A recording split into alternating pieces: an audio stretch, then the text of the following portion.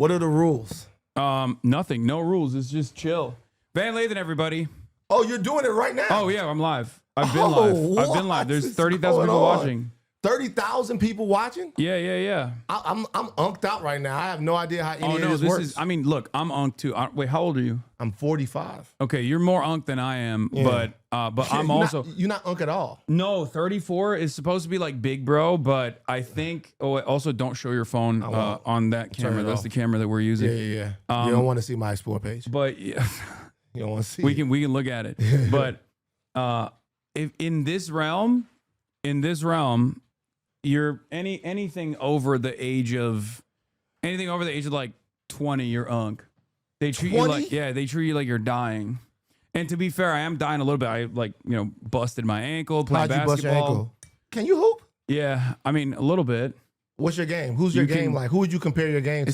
I say a little bit like Jokic, but a little bit like Jokic. So the best player in the entire league. Yeah, they call me the Turkish Jokic. That's what they say. Look, they're claiming I can't hoop. Okay, hold on. We need to see some. Do you have video of you hooping? Yeah. I got you. Hold on.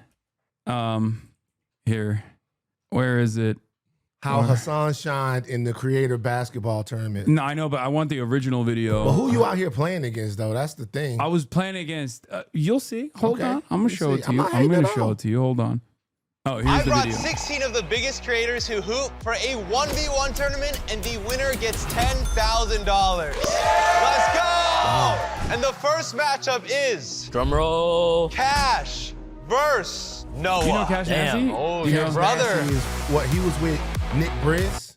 I don't know. He wasn't Cash Nasty one of the guys? When the pandemic happened, I got hooked on these crazy street ball games. Oh yeah. Well, I don't know about the other guy, but he was one of the guys. I think Cash Nasty was. He probably was. He wasn't with him, but he had a beef with Nick Bricks or Nick Briz or whatever. Nick something Briz? Like that. I don't know. You know that guy, the guy that like he dunks like the white guy. You never see this crazy street ball like they go to these. Like, hey, we're going to Baton Rouge, like crazy. Wait, are street. you talking about the guy who looks like Ninja? The white guy, the dunk guy, the dunk guy, yeah, he dunks. Oh yeah, so he had a beef with Cash Nasty. Oh, he did. Like, I was watching this. I was literally in Santorini, and I'm watching this stuff. Like I got hooked on it over and over. There was a whole drama between Nick Briz and Cash Nasty. Nick was on there talking about I think. Wait, maybe this is a different white guy actually, because the one I'm thinking of is the one I'm thinking about is a different white guy. But he started off. He started off as a dude who he would do those videos like LeBron be like, and he would act like him when he was like dunking and trying to act like he's mimicking his player mannerisms, and then he became a street ball. I want to see you hoop though. Okay, so I just wanted to set it up for you so you understand. Like the competition is pretty solid, right? Okay, yeah. Where is the first game? I got refs. Here. This is my first game. That's you. All right. Let's see. I think. Oh no, J-Dub is there too. No, that's not me. That's J-Dub. I don't know why I thought that was me. That's crazy. I wish I could play like J-Dub, right? You might have seen him. Yeah, I've seen him. I've seen a lot of these basketball. Yeah, they're all pretty big basketball creators. So, but like there were actual ballers, like actual hooper creators. Yeah, and then there were people like myself who aren't like hooper content creators at all. But you hoop, but you play. But we like kind of play. Some of the people don't even play at all, honestly. Like I feel like Jesser brought us in just to get us to be dominated, right? But then you. Oh, here it is. So this is my first game. Hudson versus Hasan. All right, look at this guy. I'm so scared. You got the final matchup of the first round, so neither of you post basketball content, but you both hoop. So what's your experience? I played. Yeah, he don't hoop either. What's going on? So I don't think he hoops. I don't think he hoops either. Like, he looks like one of the disaffected males that is trying. He looks like a groiper. Like what? Oh, damn. No, he was really nice. He's like 16. He's a really nice guy. He's a YouTuber as well.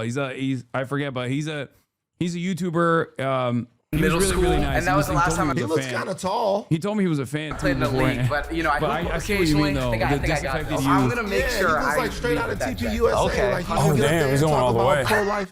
All right, yeah, bro. I hope not. I'm nowhere near as confident as Hudson is. I'm an old man. I feel like they brought me out here specifically so, like, you know, they could do some dunk compilations off of, like, a person that at least is comparable in size to, like, a Chris or a J-Dub. But I do hoop. Like, what's the pitch? What do they say? Oh, I've known Jesser for a minute. So he was just like, bro, I want to do like this one-on-one competition with, like, you know, a prize or whatever. I obviously don't give a shit about you know, the prize money or anything, but I think it's like good. Hooping and play basketball. I love hooping, and also I think it's like a good way to put me out there that's not expressly political, because like all my content is politics, right? Right. But here, enjoy it. I'm just here to have fun. This is the first game, but it's not. Top of the key. All right. Bang! You left him open. Who do you got winning? I got Hasan as well. Hasan, I also he just got has more Hasan. confidence. Oh yeah, so I mean, you play a little bit. Okay, I've never really seen Hudson He's hoop. not bad. See, he's got He's a lefty. He can play. He's a lefty. Whoa. Bro, he can't score again or I'm cooked. Oh, you bet on this game? Yeah, -6 Hasan. He's it open. He's taking it. Bro, you gotta guard that, Hudson. You gotta step up. Another. Dude, he reminds me of like a 1960s power forward. 5-1. Yeah, you playing the big man game. good Yeah. I play. Yeah. 6-1. I play like he a- is like a at plumber. game point. This guy's Meat stressful. and potatoes. Yeah, Oh, he's definitely spin. stressful Oh, guarding oh, that man, move. Hasan, That what? is Oh no, I can use my left too. I can use my was a- left as well. All So right. that was 7-1, right? That was my first game. Yeah, But let then me see you the play somebody real black. one. But the real. Yeah, let me see you play somebody black. Oh no, this is gonna. Put a black American up there. Okay, well, See, I'm just letting you know. because I it's just saw gonna- you dominate the heartland. Let's see if you could dominate the streets. You know what I'm saying? Oh, it's coming. I want to see it. Okay. You have to play him. My charity event that I did taught me how to shoot a three-pointer. If not, Finals. Yes, Huh? he came to my charity event that I did, taught me how to He's shoot a 6'10". three-pointer, basically. You taught him how to 6'10". play. So this is is this teacher versus the student right now? I mean, I guess, but the only thing I have on. Navi. Okay, I do wanna. No caveats. No, Let the video speak for itself. Okay. What's the caveat? The caveat is actually Chris plays very differently now than he did here. On him is potentially But you'll posting see him why. down. He's a better shooter than me. He's faster than me. He's better on D. It's gonna be tough. Okay, let's see what happens. You know what I like though? I like this content. Yeah, Jesser does great basketball content. He's taking this very seriously. He's getting the player perspectives, the whole nine. I like the content. Chris as well. I don't know. Hasan had such a dominant performance, and Chris almost didn't make it here. Yeah, if anyone can back down Chris, it will be Hasan, I would say. He's strong. He's playing a little outside game. Honestly, I got Chris as well. Boom. Oh my God, the bank Gotta call that three. bank, but- He's already doing better than he predicted he would. Give me another one. I thought it was gonna be a skunk Top. at this point. Shot. Another bank. Another no bank. way. Yeah, 2 banks. No way he banked it in again. No, that's not With the the craziest one. NJ Just wait. Can't leave Hasan open Or at the nothing. top. He's actually got most of his points off the check. Give me another No one. way. They look good. If he hit that one, my goodness. One dribble pull up. Just wait. one dribble he pull. does a 1 dribble pull. Doesn't work. Yes! Oh my God! The crowd is stunned. We're all stunned. I This don't. guy right here. I see this guy playing in the one-on-one stuff all the time too. Yeah, he's a demon. Yeah, but he was like a D1 player or something. What's his name? Yeah, he was actually, I think Friga. So he was actually Friga, yeah, I Friga. think he was D3, Okay. but he's much better as a player now than he was in college. Oh, okay, yeah. Because he like never stopped playing, and I think in COVID he started popping off. He is a demon. He is one of the best players I've played against. I would say J-Dub too, but like he definitely Friga. Stunned right now. What is happening right now? Can Chris this is make the gonna be 7-0 like a- comeback? Hasan just needs one more. Oh, 3 banks. Skunked him. 3 banks, 8-0. Skunked him. So I mean, what happened to this man after this? Like, wait. So So this was like Chris- a long, drawn out so him Chris and Bears went, type deal. So Chris went from this point on into a training arc that other people have informed me is so insane Right. that he went back to his roots. Like he did like a Naruto style training arc, and he's like Wemby out there now. He's doing logo threes. He's shooting like half court shots, making them at like creator games that they've been doing. And he's been demanding a rematch nonstop. And you're not giving him. But I can't because I keep getting injured. I keep getting fatter and fatter. I haven't like played it all, so I feel like it's not going to be like a good enough game for him. But my point is, he literally since that like a couple months after that, he hit me up and was like, "Yo, when are we playing again? When are we playing again?" We almost had one. We almost had a rematch, and then but I was traveling too much that I've just been ducking him. Yeah. And now he is just insanely good. Okay, but you know what you gotta say. What you gotta do now, right? Just keep ducking him. No rematch. No. Don't duck him. Look into the camera. No rematch. No. You had your chance. No. You had your chance. I love Chris. He's the man. I'm sure he's a great guy. No. But you got to ask yourself this question. He's what good does it do for you to go out now and get your ass but bust? respect. Respect to him? Well, just you're doing it right now. You're admitting that if y'all played, he'll probably bust your ass. But what's the point of doing it? He's such a sweetheart. I will one day when I'm confident. I will one day. You waited too long for the rematch. This shit's gonna be like Tyson versus Paul. Yeah, that's crazy. Tyson versus Paul. I don't know who the Tyson and who the Paul is in this situation. Well, you're definitely Jake Paul in this situation. but Jake Paul won. You're definitely Jake Paul in this situation. So look at his face. 0. Hey, he's taking his win on. No, he's not tripping at all. No, he's a sweetheart. He's a sweetheart. Okay. Also, let's be real. So, all right, what were the rules in this? Was this 3 dribbles? Was this was there any? So this was no unlimited. Okay. So unlimited. So he chose to play a perimeter game that allowed you to kind of because he could have took a couple dribbles. I was putting up a lot of 3 points even in the past game, and even when I was like warming up. So he did undermine my outside game. How far did you go in the tournament? After this, I don't forget what point I got to, but I played against the guy who got second place after this, and I of course I played against J-Dub and he cooked me. Hey, well, let's see if you can get that 10K. Yeah, see, after this. Oh, that's his shot. My goodness. Oh, you was tired too. Chris, don't feel bad. Oh man, it's just like J-Dub not playing. It's not making me feel better. Top. J-Dub starts off 2-0. 6'6", 6'7". Jab step. Oh wow. But I was like, I got my hand on him, and he's letting me. I guess he wasn't dropping. How do you feel right now? That is tough, bro. Chris, stop. And then also, gotta hit one. This is just hit one, please. Upset. Yeah. So coming off of an upset. Another one. Oh. Please. There it is. There it is. That's my shot. 2 Hey, to switch 2. that one. That's insane. So he once made 1,000 threes in one Oh, streak. back to back. No, he doesn't. Oh, if that went back to back, I could have won there too. I could have won there as well. That's crazy. What the is going on, man? I'm just saying, a lot of these guys. What's all these notifications? I'm just getting. There's a lot of people coming over later for Christmas Eve, so I just wanted to see if there was anything that was serious, family text messages, but it's fine. So, you having? I saw that you having the whole family's coming over there. That's fun. Yeah. Don't let Van lie to you. He streams all the time on his show Tailgate. I set up his.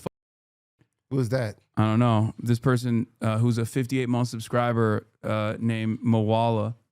I have no idea who that is. Tailgate is a streaming show. We stream on Saturday, but the streaming world is not anything that I know about. But I don't count. Does YouTube Live count as streaming? We're doing a live show on the stream. Yeah. I guess that counts. But as far as the streaming world of, W's in the chat, Subo, give me a dono and all of that stuff, I don't know that much about that. I just see other people do All it. right, so now that we saw my highlights, let's see one of yours. What is this? Oh, You hear about This was like, I remember this. I remember this because this was I think it was like you were one of the first in mainstream media to just like straight up be like, this is ridiculous. Yeah, to Kanye, yeah. But it was also early on in this whole thing. Yeah, so now he hadn't like arrived at his final form yet. Right. And he was doing the like, I'm MAGA, I think, or like he was. Well, remember he had a moment at a concert somewhere where he talked about the fact that he loved President Trump and he did all of that stuff. But I was in the office one time and Harvey called me over to his desk and he shows me that he had gone out to Calabasas and met with Kanye West. Mm-hmm. And I was like, why? And so then I came to work this morning, a little while after that, and I get to work, and when I'm coming in, Harvey goes, Kanye West is coming here today. And I was like, no, hell no. Why? Well, get the fuck out of here. Like, why would Kanye West come to TMZ? And legitimately, 20 minutes later, he shows up with Candace Owens. Yep. I was about to say, Candace Owens was there as well. Slavery for 400 years. For 400 years, that sounds like a choice. Shit. Like, you was there for 400 years and it's all of y'all? I think what you're doing right now is actually the absence of thought. And the reason why I feel like that is because Kanye, you're entitled to your opinion. You're entitled to believe whatever you want. But there is fact and real world, real life consequence behind everything that you just said. And while you are making music and being an artist and living the life that you've earned by being a genius, the rest of us in society have to deal with these threats to our lives. We have to deal with the marginalization that has come from the 400 years of slavery that you said for our people was a choice. Frankly, I'm disappointed, I'm appalled, and brother, I am unbelievably hurt by the fact that you have morphed into something, to me, that's not real. Jesus. Bro, look how much weight I've gained. What the hell is going on? Wait, what? No, what are you talking about? But look, this was crazy shit. By the way, this is cut up. There's other stuff in there that Kanye said that day that TMZ took out. Wait, I think they leaked it later, right? Or they tried to leak it later. I'm pretty sure because Kanye went on a Hitler thing here. Yeah. I'm pretty sure I saw this. But that got cut out. So I'm pretty sure I saw that, or maybe heard about it because I had friends that were working at TMZ, including your former producer. I think I told you this. Oh yeah. And what's really, the full length version is right here. What's really interesting about that is that I have a little bit of insider information on this because like he was doing the Hitler stuff with Candace Owens far before it became known publicly that he was doing like he was doing the Hitler pivot.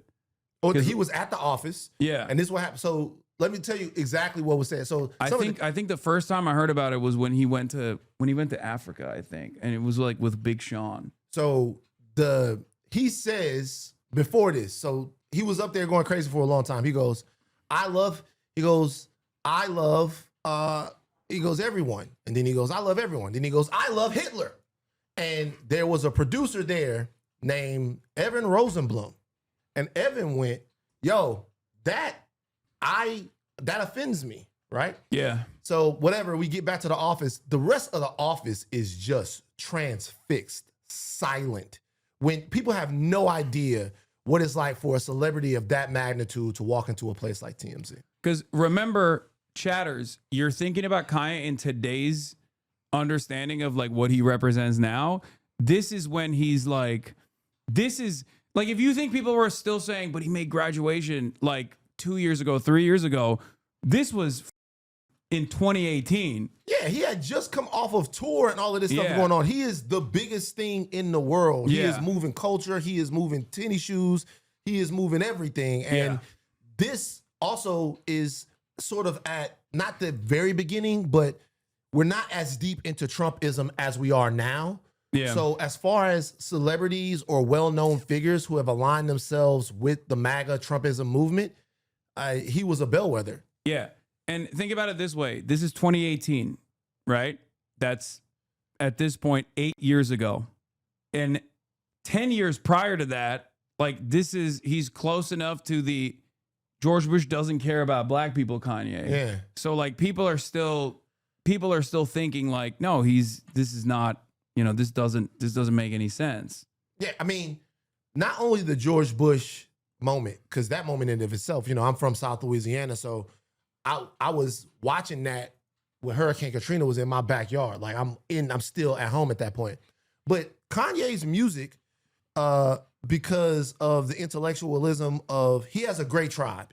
Kanye still has great people. He has people like GLC, like that have been around him for a long time. His mother was a brilliant woman. Everybody that you'll talk to that's around Kanye will tell you about how he was poured into by people that told him all about the world and stuff. So earlier on in his career, really all the way up through till things got a little bit commercial, Kanye wasn't just rapping. He was rapping about the state of the world and the condition of blackness and all of that stuff. Yeah.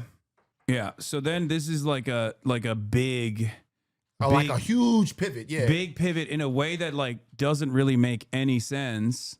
But I still think that like the person who, I mean, obviously he takes ownership over this, right? Like, of course, I'm not like saying, oh, it's like mental illness. There are plenty of people who have issues, right? Like mental health complications. They don't turn into being pro-Hitler or whatever.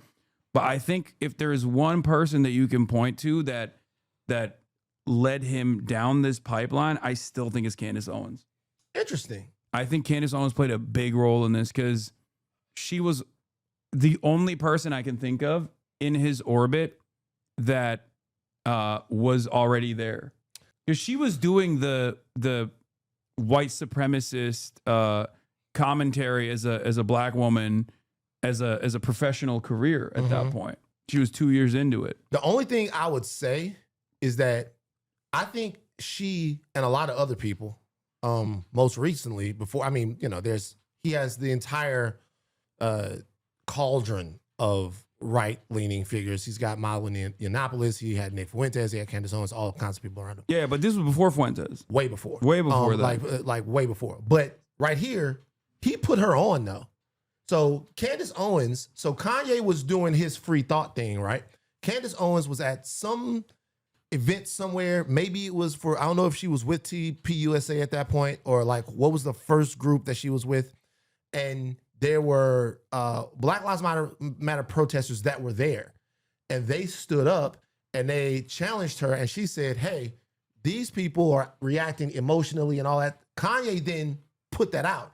He tweeted that and said, I like the way this person thinks. Yeah. So he had been on that a little bit before she got there. But I do think that what she helped do was crystallize and then distill for him a worldview that was grounded in whatever conservative ideals she thinks are important. All right, let's take a look at the extended edition here. Listen to this, please.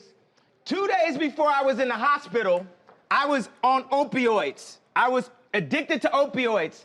I had plastic surgery because I was trying to look good for y'all.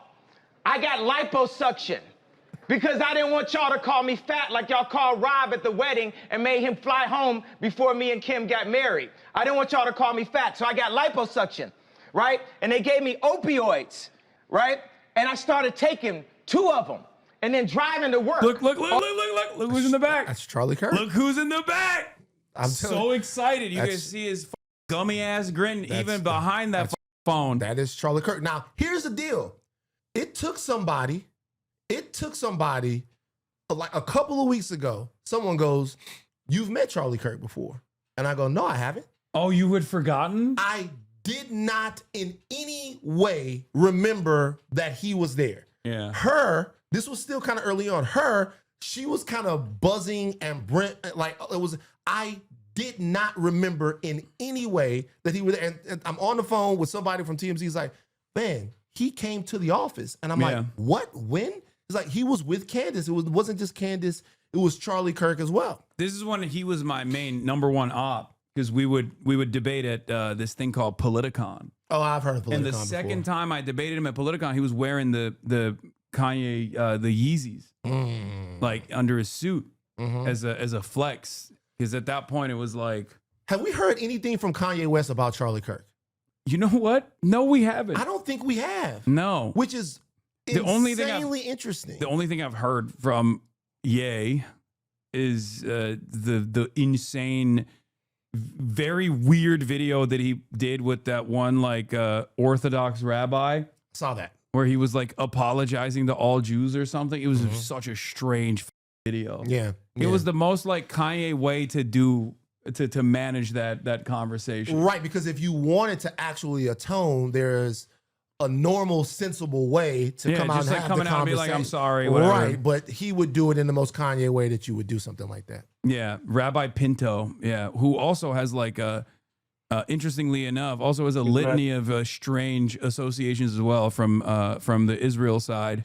So there's some additional strangeness on his background as well that I dove into. To be able to sit here. But anyway, let's get back to Charlie opioids, right? Then my boy, and I'd always ask my boy, you know, to hand me if it's, you know, we on tour, give me some weed, blah, blah, blah. So he had to go give me the opioids. And there was talks amongst my camp, like Ye's popping pills, right? So when he handed this to me, he said, you know this is used to kill genius, right? So I didn't take it. 2 days later, I'm in the hospital. I was taking 2 pills a day at that time. When I left the hospital, how many pills you think I was given? 7. I went from taking 2 pills to taking 7. That he always has, like, whether intentionally or unintentionally, great comedic timing. Because, like, that reminds me of when he was like, I had a doctor. I won't say what kind of doctor. He was Jewish. Yeah. Here's the thing. Kanye and Trump are the same guy. The fact that Kanye is legitimately charismatic, legitimately funny, legitimately commands a room. I mean, Trump doesn't have one iota of the artistic genius that Kanye had. But Kanye and Trump, the way this, when y'all are watching this, don't pay attention to everything else, like to what he's saying. You could if you wanted to, but it's like, goodly gosh. Pay attention to the legitimate trance that he has the office in. Yeah. He said a couple of things in this. After a while, I'm really feeling like, yo, y'all dead ass right now? He just gonna like say all of this stuff. Nobody gonna say nothing? Well, I mean, I do give Evan credit. But there's a lot of white liberals in that room, and they're not gonna. Not as many liberals as you would think are in that room right now. Okay. So the reason why I dropped those tweets and everything, because I was drugged the out, bro. And I'm not drugged out. These pills that they want me to take 3 of a day, I take 1 a week, maybe 2 a week. Y'all had me scared of myself, of my vision. So I took some pills so I wouldn't go to hospital and prove everyone right. We are drugged out. We are following other people's opinions. We are controlled by the media. And today it all changes. You got Tupac and Lennon in that hallway. Today it all changes. For a second, I thought it was.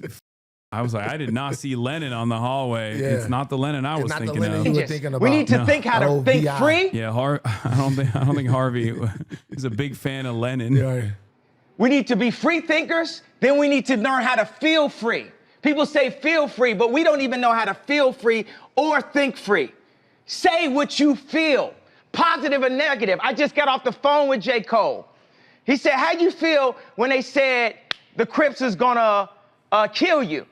I said, man, that was the headline. But when they said they wanted to beat me up, I said, that's great. They're my brothers. They love me. They don't want nothing to happen to Ye. They just want to beat some sense into me.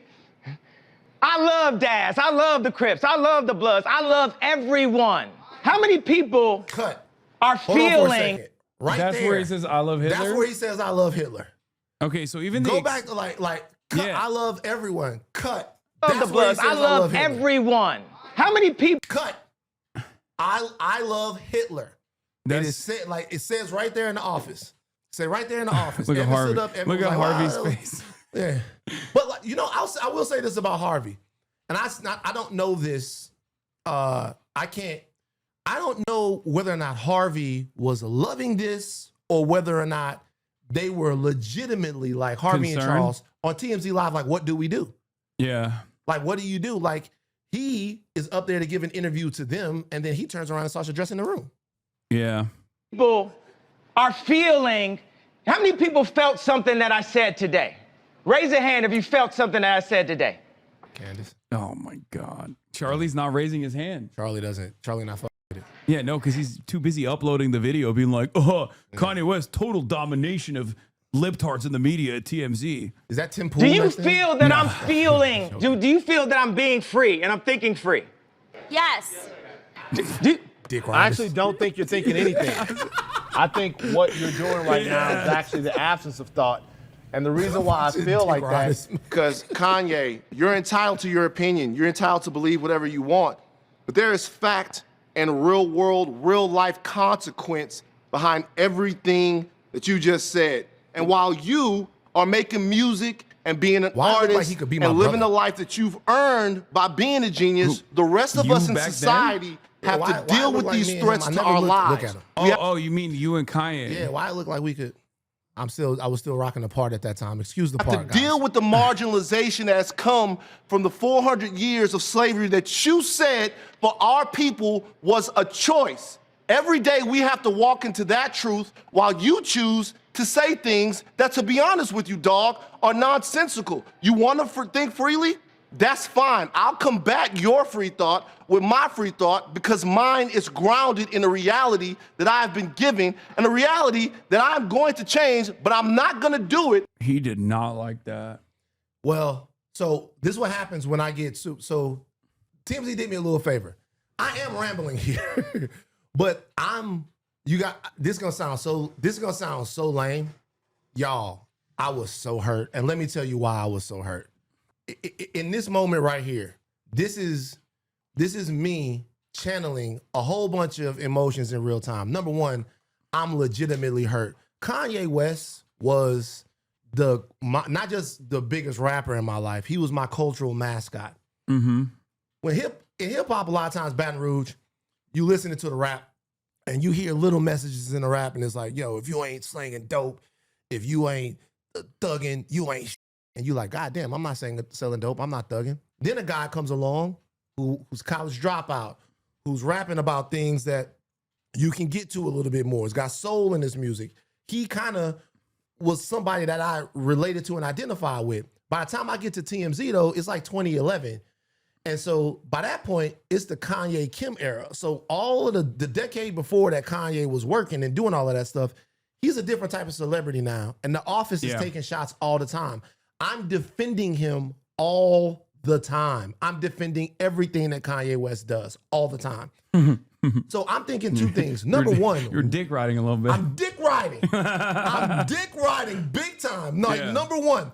And by the time he gets here, two things are happening. Number one, I'm legitimately emotionally hurt by how he's acting. Number two, this is embarrassing me. He's embarrassing me in front of all of these white people in here talking some Hitler, slavery didn't exist, all of that. I'm looking around, they into it. I'm embarrassed and I'm emotionally hurt. I'm trying to find what do I say to let everybody in this room know that they can't say the shit that he's saying. I mean, you can say it, but that none of that is what we believe. So I'm in real time trying to decode my brain while he's doing what he's doing right now.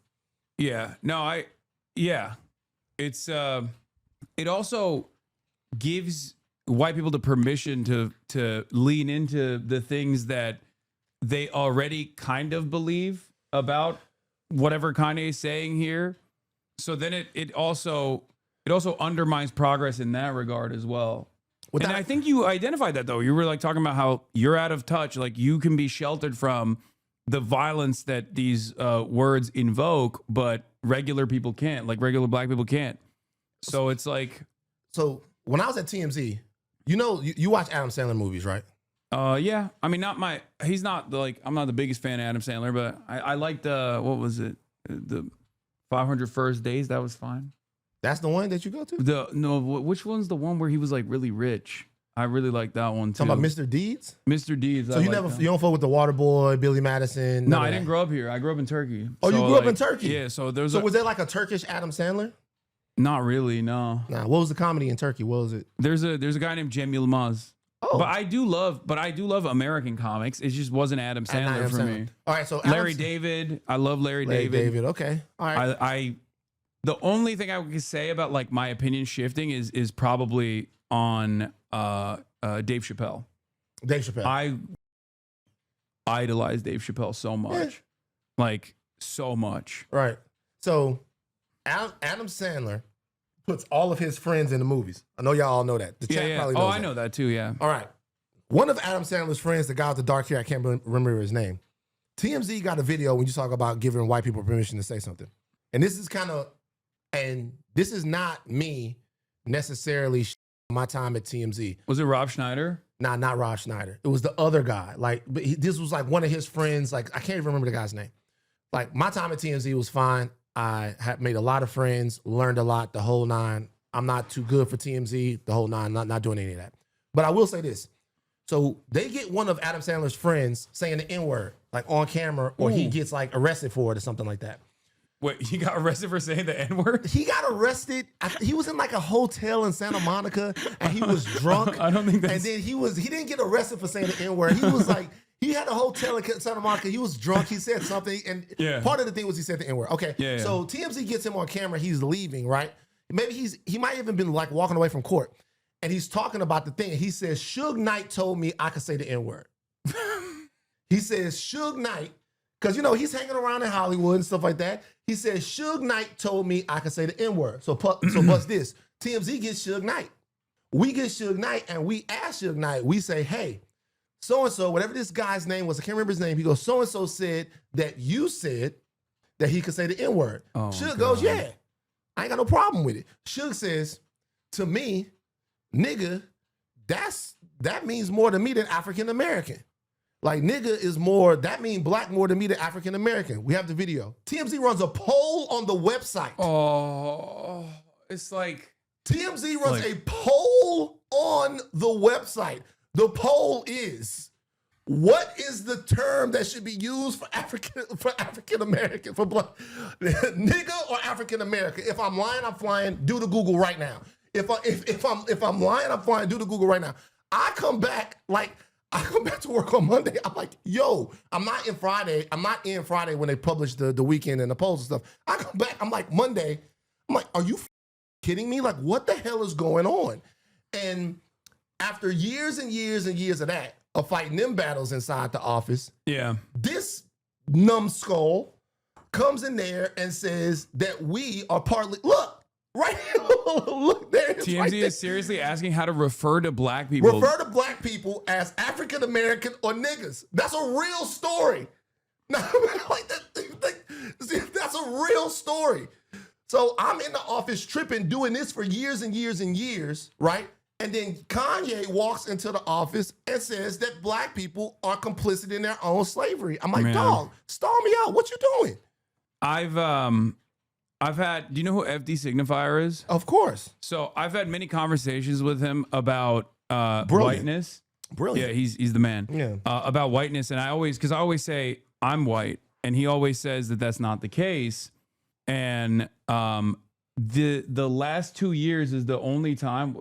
Okay, it's 3:30. Oh, it's the holidays, man. Okay, it's the holidays. But the only time where I've here you can put it. That's what I'm talking for me. about. And you're gonna swig off the bottle. Yeah, man. Come on now. If we gonna talk about the community, you gotta get some of the community in you now, Hasan. All right. I mean, sure. There you go. But cheers. Cheers. Drink responsibly, everybody. Happy holidays. But I've told FD Signifier, like, I got the point that he was making. Oh, God, Ethnic Santa is nonstop dancing behind me. I did see that you got the Black Santa. Yeah, this is a... Yeah, that's pandering. This is... No. That's pandering. No, my... Nah, that's pandering. You got to do better than that. That's okay. No, it's a tradition. It is? Yeah, I had my brother... Tradition for you to make this nigga dance for you for like the entire... yeah. Look at him back there. Does he get a break? He got benefits? No, he gets no benefits. Cool. No, what happened is my brother went to Home Depot one year and they had run out of all the Santas and he was like, what is ethnic Santa? They had they said ethnic Santa. They didn't say black Santa. Right. But it was obviously not this black Santa, but it's a different Black Santa. But yeah, I had the ethnic Santa from Home Depot the first time I ever had Santa Claus behind me. Right. And then since then, I sold. Now it's getting really racial for the IDF, but it wasn't the IDF for Israel. You it did was what? Immunodeficiency Foundation. Oh, because shit. he was such a pivotal I knew he was fixture. the deep state, bro. I knew this whole time, bro. Because it was such a pivotal. I knew it, bro. Because it was too good. It was too good to be true, bro. Yeah. It was too good to be true. I'm digging my grave. GQ model socialist was too good to be true. I knew they sent you here, dog. Yeah, so we were fundraising for the Immunodeficiency Foundation, and I to a fan, I sold a staple of the stream to fundraise for the Immunodeficiency Foundation, so we had to replace them. Does he have a backstory? No, aside from the fact that it was... No, man. Like, when I have something like that, I'll normally give that character a fictitious backstory. No, I have not given him a fictitious backstory. I feel like it's just, he's just ethnic Santa. But like, there's a reason why this Santa is in this house right now and not out delivering. I feel like I'm a little too Caucasian to be making up stories about why a black man is dancing behind me. You got him dancing, so you need to give him purpose. I feel like I don't want to give him too much. Dancing, just I give don't want to give him him too much lore. But so in this entire deal, this is kind of the culmination. Yeah. Like Kanye is I'm not just hurt, but like I'm legitimately embarrassed by Kanye. Like Kanye, I've been Republicans not fighting whatever. I wasn't like a freedom fighter in the office. It wasn't that type of situation. I got along with a lot of my coworkers, and my coworkers were fine people. But in this situation, I'm like, don't come up in here and say this shit in front of them. Yeah, no, the reason why I was talking about FD is because like I had been banned for calling someone a cracker ass bitch in the past. Okay. For anti-white racism. Okay, yeah. Which was ridiculous. It was like, you know how conservatives are. They were looking for a reason to they were like, so much outrage. This guy's so racist, whatever. Right. So, and I can confidently say it now because it doesn't matter. And it was silly, and everyone understands and recognizes it as silly back then. But basically, for that reason, I was telling, like, I would always say, like, I'm white. What the fuck are we talking about, right? And FD would always say, you're not. You're spicy. Like, you're spicy white. You're white adjacent. And these past 2 years, because I am Muslim, I'm Turkish, these past 2 years is the only time where people have called in the question. Because when I talk about trans people, I'm a straight, white, heterosexual, cisgender guy. No one actually goes, oh, you're biased. But when I talk about Israel, everyone's like, you're Muslim. That's why you're a terrorist. You're a terrorist. You're a terrorist. You're a terrorist. So like, I've been hounded so much with that, with the implicit bias that people come in, that I was forced to concede to FD on that one, where I was like, you were right. I understand why. I understand how white people perceive me when I talk about this kind of stuff, as not like someone who has the capacity to be unbiased. Even though I am unbiased, I'm anti-genocide, right? So whiteness is both like a phenotype, but it's also like an ethic, right? And like a kind of not an ethic. It's a set of values, right? The way I view whether or not, because like growing up in Louisiana, there's not that much diversity. But if it was 1955 and I was walking to school and there was a group of white guys harassing me, if I would look at one of y'all and be like, what are you doing? Why are you with them? That to me defines whiteness. Like if you were with them, I'd have been like, y'all letting this guy run with y'all? Like, and he looks to me like he's a little, there's some grit there. Yeah. So, but anybody that would fit in with that group, you white. Now I don't really know because whiteness is very elusive. Because I mean, I talk about this all the time. Yeah. Because like a lot of the people that I worked with at TMZ were Jewish brothers and sisters, and they would describe themselves as white. And they would Jason told me to actually bring that up in the conversation where you were. Oh, okay, yeah. They would describe themselves as white people, and I would be like, oh, but I understand better now than I did then, kind of the thing. But they would say, hey, we're straight white. As a matter of fact, we had one guy that kind of got in a little bit of trouble in the office for saying that there was a DNA link in some kind of way between Jewish people, even from all around the globe, right? For worldwide Jewry. I don't think they liked that he said that. But so if you describe yourself as white, you're certainly white. Yeah. But phenotypically, if you can pass and use the privilege of whiteness, you're probably white. Yeah. And that's why I always say, because I think it's ridiculous if I were to run around, especially if you're in like peak woke, if I were to run around and be like, I'm POC, I'd be ridiculous. Like I'm pasty as shit, and I do have that privilege, and I recognize that, I try to use it for good, but then, you scratch the surface and then people go, actually, you're not a part of this in-group and we will actually consistently attack you. But the point I was trying to make is that like, that was when that is when I was forced to concede on that front, because it's like, you're only as white as white people see you. Right. Like as a part of the in-group. And actually, this is something I talk about with respect to Jewish people in America quite a bit recently, because The conversation on the right now is whether or not Jews are still white. And the conversation on the right now is whether or not white people are still white. Well, there's that part of it, because you have the Nick Fuentes, the Myron the Heritage Gaines, American, the Heritage the American fresh and situation, fit. yeah. But then there's also the other side of that story where, like, you know, Nick Fuentes will, on the one hand, be like, I'm ethnic because my parents are, you know, one of my parents is Mexican. But then also on the other hand, he's like objectively a white supremacist who said like miscegenation is akin to bestiality, right? So he's that person. But then also on the other side, they are arguing on whether or not Jews should still be considered a part of the in-group in general. Because whiteness is a socio-political construct. It's just defined on what it isn't. And what it isn't is black. It's proximity to blackness. It's not about like, it's not a definable trait beyond like, even your skin color doesn't necessarily matter all that much, I think, personally.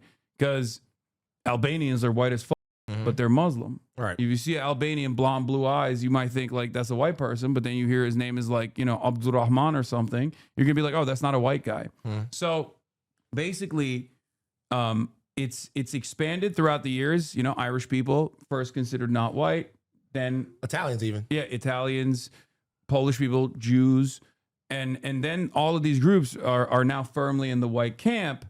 And I guess the last version of this, the last group to come into the white category is Hispanics, broadly as a term, right? And we saw that reflected in the voting patterns as well, with people who were voting for Donald Trump and identifying with this whiteness, and now it's shrinking a little bit potentially.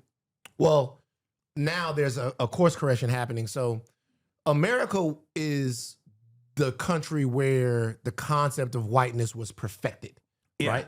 And so in these other countries that we have, like even the idea of the nation itself isn't that old, right? It's not that old of a thing.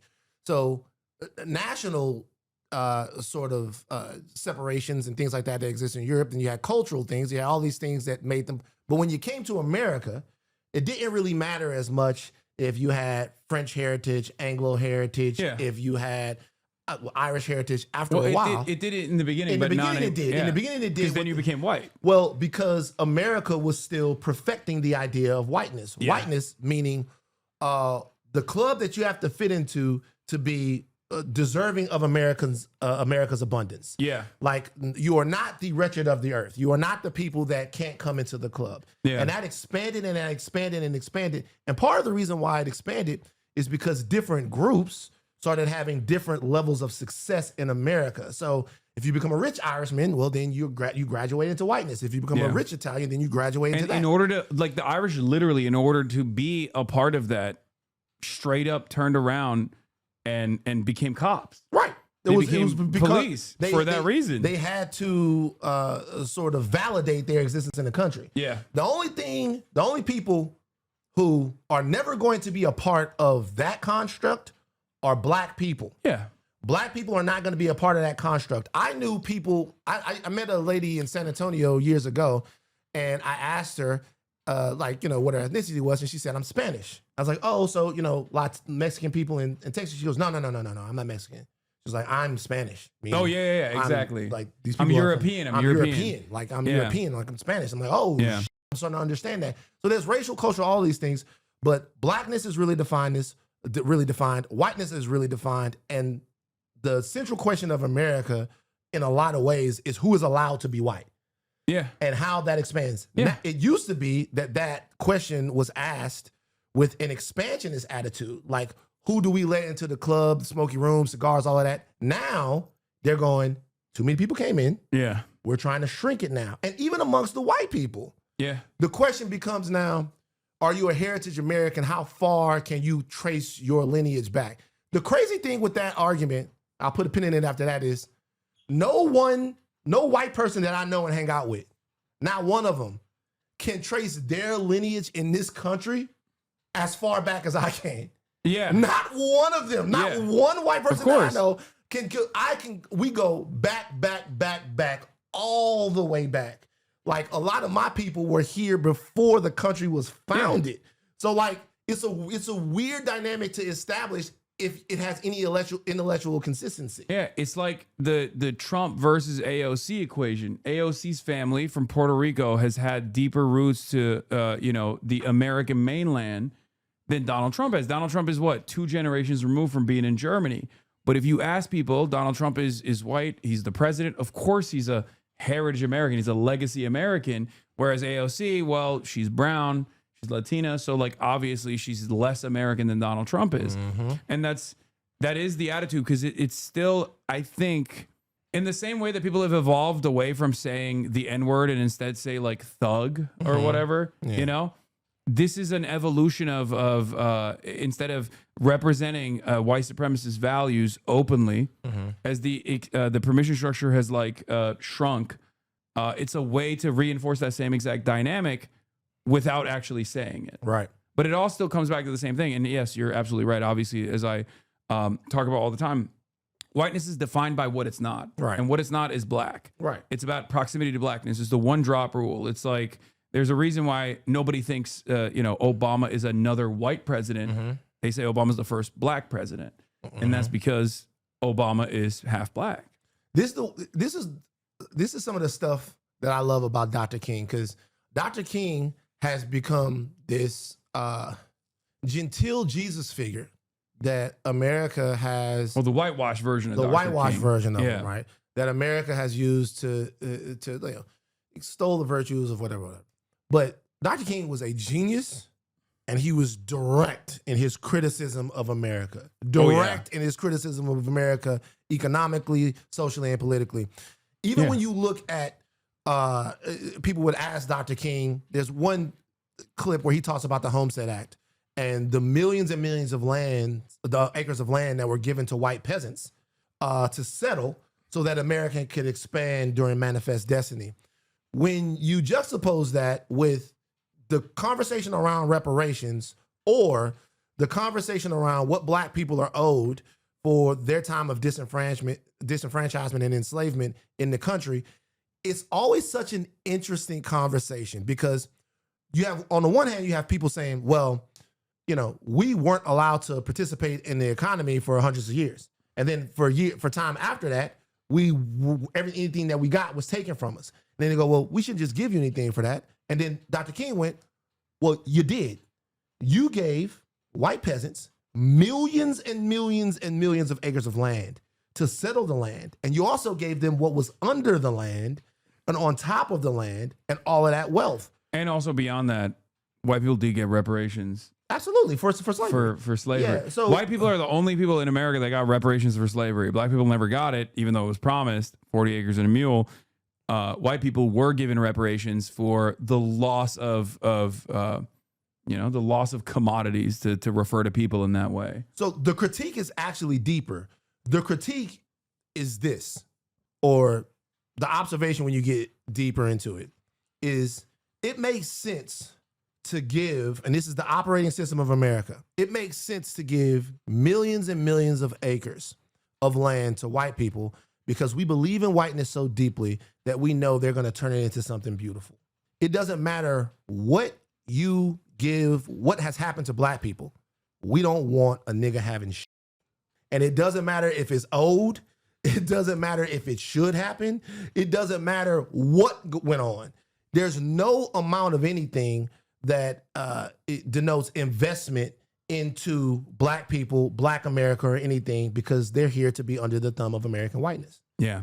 There's also the other side of this as well, which is like not that it's the main point, but white supremacy is such a powerful motivator. It's such a powerful galvanizing factor that it actually ends up causing white people to advocate against their own best interests. Certainly. And that is the side of this equation that a lot of people don't understand. Lee Atwater, famously in the Ava DuVernay documentary, she highlighted this, had talked about how the anti-welfare programs were actually the anti-welfare programs and the advocacy against anti-welfare was actually a concept of anti-blackness that white people got on board with.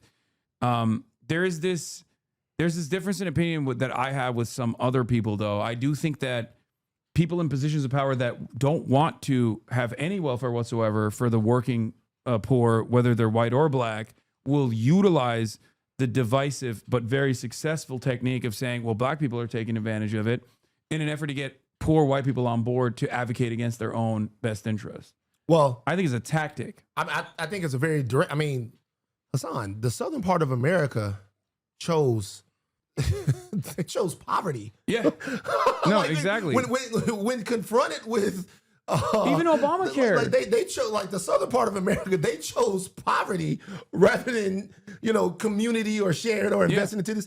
The thing that I say, y'all, like even Obamacare, like there was 20 red states that had denied expanding Obamacare at the time. The real reason why was because they didn't want the real reason was still obviously deregulatory. It was still at the behest of private insurance. But the way that they sold it was Obamacare is bad because Obama's doing it, and he's black, it's for black people. Yeah, and it's for black people. And the Obama phone, like all this other phones, shit. Obama card, all of that stuff. Yeah. The way to make people turn on something that can benefit them is to play to their inherent bias and the American dogma of who should be winning in this country. The moment, telling you, man, the moment somebody starts to come up that's not the chosen group of the country, the people that wield the power go, look what's happening. Look what's happening.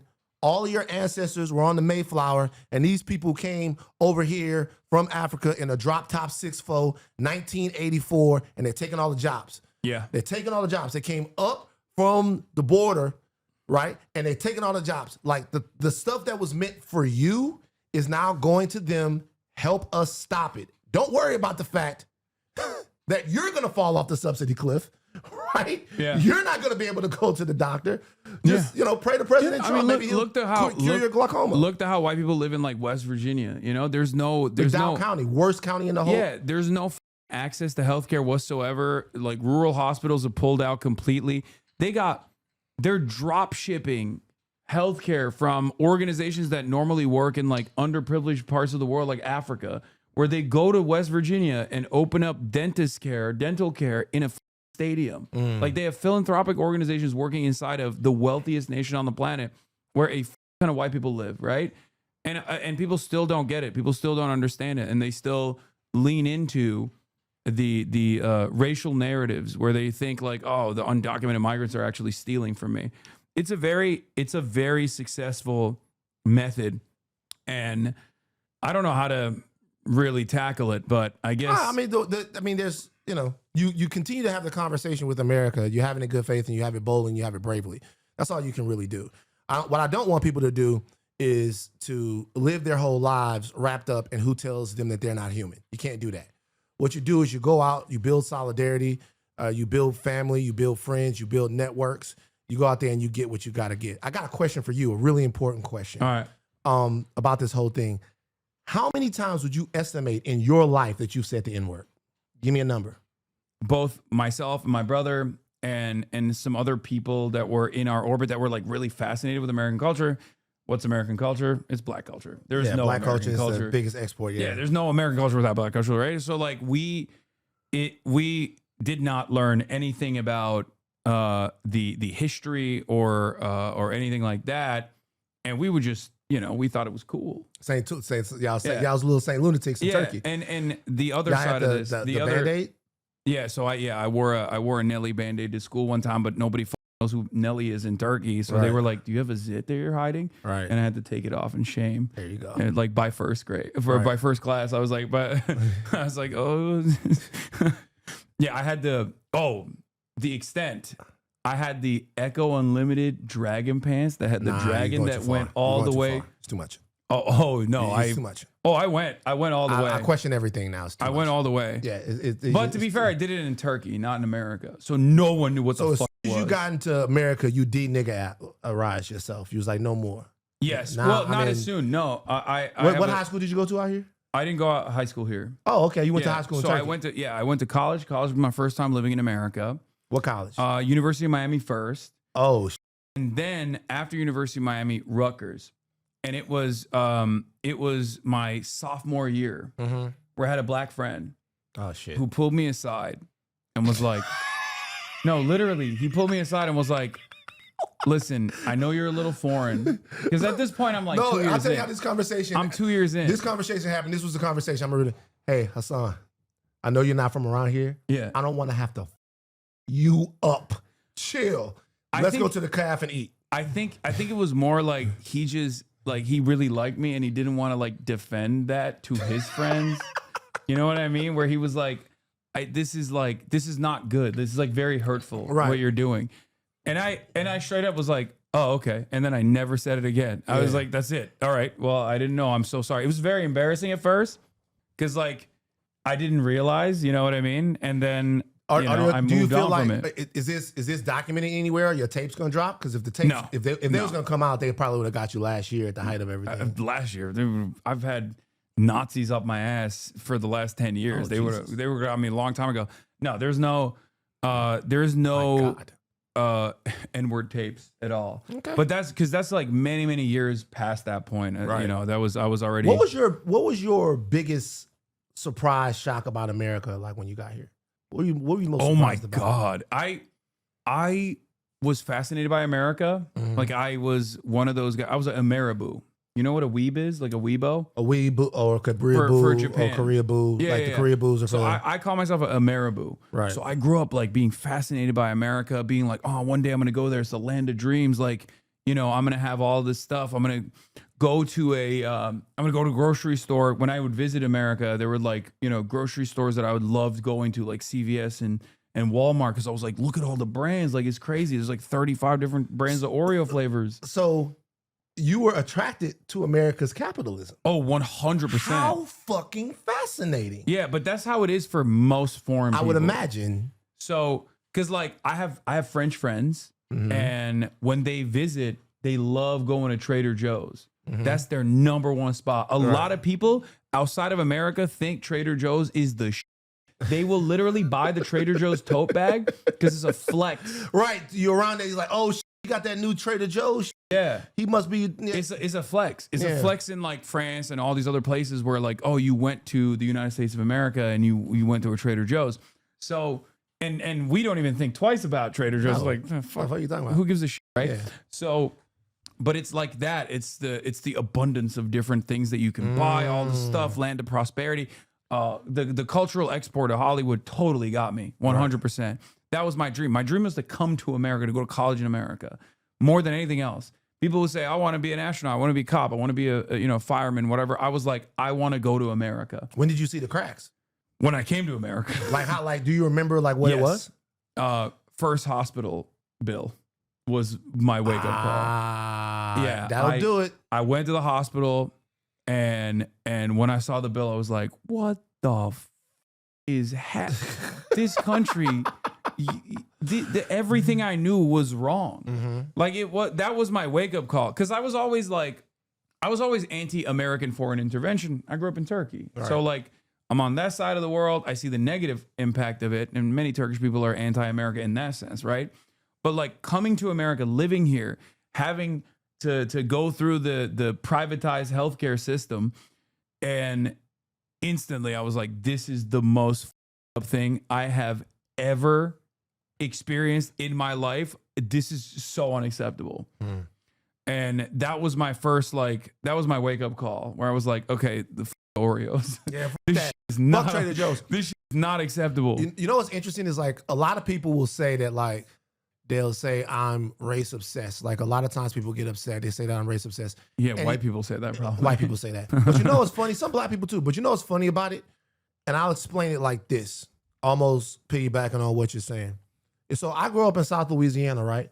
These people are the most American people you can get. The black people that raised me, my ancestral home is South Louisiana. These are the black people that love the soil where they're from. They understand the politics and the culture where they're from. These are Americans, right? But my entire worldview is oriented around what they don't have. Yeah. Like, when I was a kid, my big papa used to come in there and make me read the newspaper. I used to be like, man, I don't want to read the newspaper. What's going on? My daddy pulled me to the side. My daddy said, hey, well, you know something? Whenever it's time for you, whenever Papa asks you to read the newspaper, you need to read it. Like whenever Uncle Pete asks you to read the newspaper, you need to read it. It's like, why? He's like, they can't read. So they look at you, or they don't read as well. They look at you and they look at you and they go, you're 6 years old. It's like 86 and you can read through this whole thing. They feel like they have purpose. They feel like it's working. And that's very important. So don't you be too prideful to go in there and do all of that stuff, right? Yeah. But we would go to places. My daddy from Maryland, he passed away now. Like my daddy from Maryland, we would go places. We couldn't hunt without permission. We couldn't fish. We couldn't do all of this stuff. And I would look around. I'd be like, yo, what the f is going on? And then slowly but surely you learn about kind of condition and stuff like that. And so now, even though, you know, things are different and whatever's happened, I see that stuff everywhere and I just want to discuss it. I don't want to bum people out and make them feel, oh my God, but I want to talk about it. Yeah. And fuck y'all, I'm going to keep talking about it. Yeah, no, I wasn't, you know, I'm not going to stress you over that. What do you mean? I know you won't. Yeah. Give me a little bit more of that. Oh, you want some more? Yeah, a little bit more. There you go. I already ran out. I've been drinking. I was too much. No, can you save some for yourself? I'm just saying you might get back. I don't want you to get back to the old N-word version with too much crown. It's so it's so far removed from my lexicon. I'm aware. But what do you think about the state of the left? There's so many people on the left. There are. I mean, the left is in a state of disarray as always. The left has never historically been able to get their shit together, with the exception of like combating fascism. Like there's always, if you look back at like left organizing throughout history, is always posting. Always. Yeah. Like Lenin and Luxembourg are corresponding with one another, but everybody there are so many different delineations and so many different like tendencies on the left, and it's virtually impossible to get everybody together to identify what the real problem is, or like under a broad anti-capitalist vision. And in that sense, it's no different than where we're at now. Maybe it's a more diluted version of that. The only time where the left ever actually gets together and is united is when they're fighting Nazis. That's it. There's no other when they're combating fascism. Yeah. There's no other like uniting principle. There's no like anti-capitalist umbrella that everybody gets under, where everyone is consistently arguing with one another and also considers it to be, with the exception of united fronts and popular fronts and things like that, they consider it to be like a good thing. Even they consider it to be a solid approach, because then that's how you, through that self-criticism, you arrive at like the purest form. And I don't think that's how human beings work. It's one of my biggest frustrations in the modern left. My daddy used to call, my daddy said that I had dragon disease when I was a kid. And, you know, you would think that was something, you know, on your dick, but it's not. My daddy said that I had dragon disease. He said that like, what do knights do when they not slaying dragons? He would be like, what are you going to do when you're not slaying a dragon? He's like, you always got a cause. You always got something. And these weren't causes that like were just like always about social stuff. Sometimes these would be like, man, I gotta make the baseball team. I gotta make this. I'm always going. He was like, what do you do when there's not a cause? Like, how do you build just on a regular Saturday? He was like, it's not gonna be a dragon there every time you need to get better. And then sometimes that's how people are. That's how people coalesce. They coalesce around things that breathe fire and not just around other people and shit. Yeah. But as far as that goes, like, also liberalism is hegemonic. It is so domineering. Everyone, even like right wingers who are like, oh, liberals or whatever, like they're still liberal in the political theory sense of the word. And like liberal democracy types. Yeah. Like they are individual rights. Yeah, they're liberal. They're liberal capitalist. Right. So that attitude is so, the pro-capitalist attitude is so dogmatic that there is a big dragon there to slay, but yet people still find time to attack one another, even though that should be the highest priority. But you can't see it though. So the deal is, we just looked at Marty Supreme. I'm like, I want to go see Marty Supreme. You can't see it though, because everything is oriented around participation in that system. So it will be difficult. Like, it's difficult for like a shark to criticize the water. Yeah, Like there's no way to exit it. There's no way. That's why leftists will say like there's no ethical consumption under capitalism, because it's impossible. The phones that we have conflict minerals inside of them extracted in the Congo by children. Yeah, it's virtually impossible to have a completely ethical, sustainable mode of existence under international capitalism. And so sometimes people pick and choose, and they choose like what to attack, where they'll choose, because that is so prevailing and so domineering.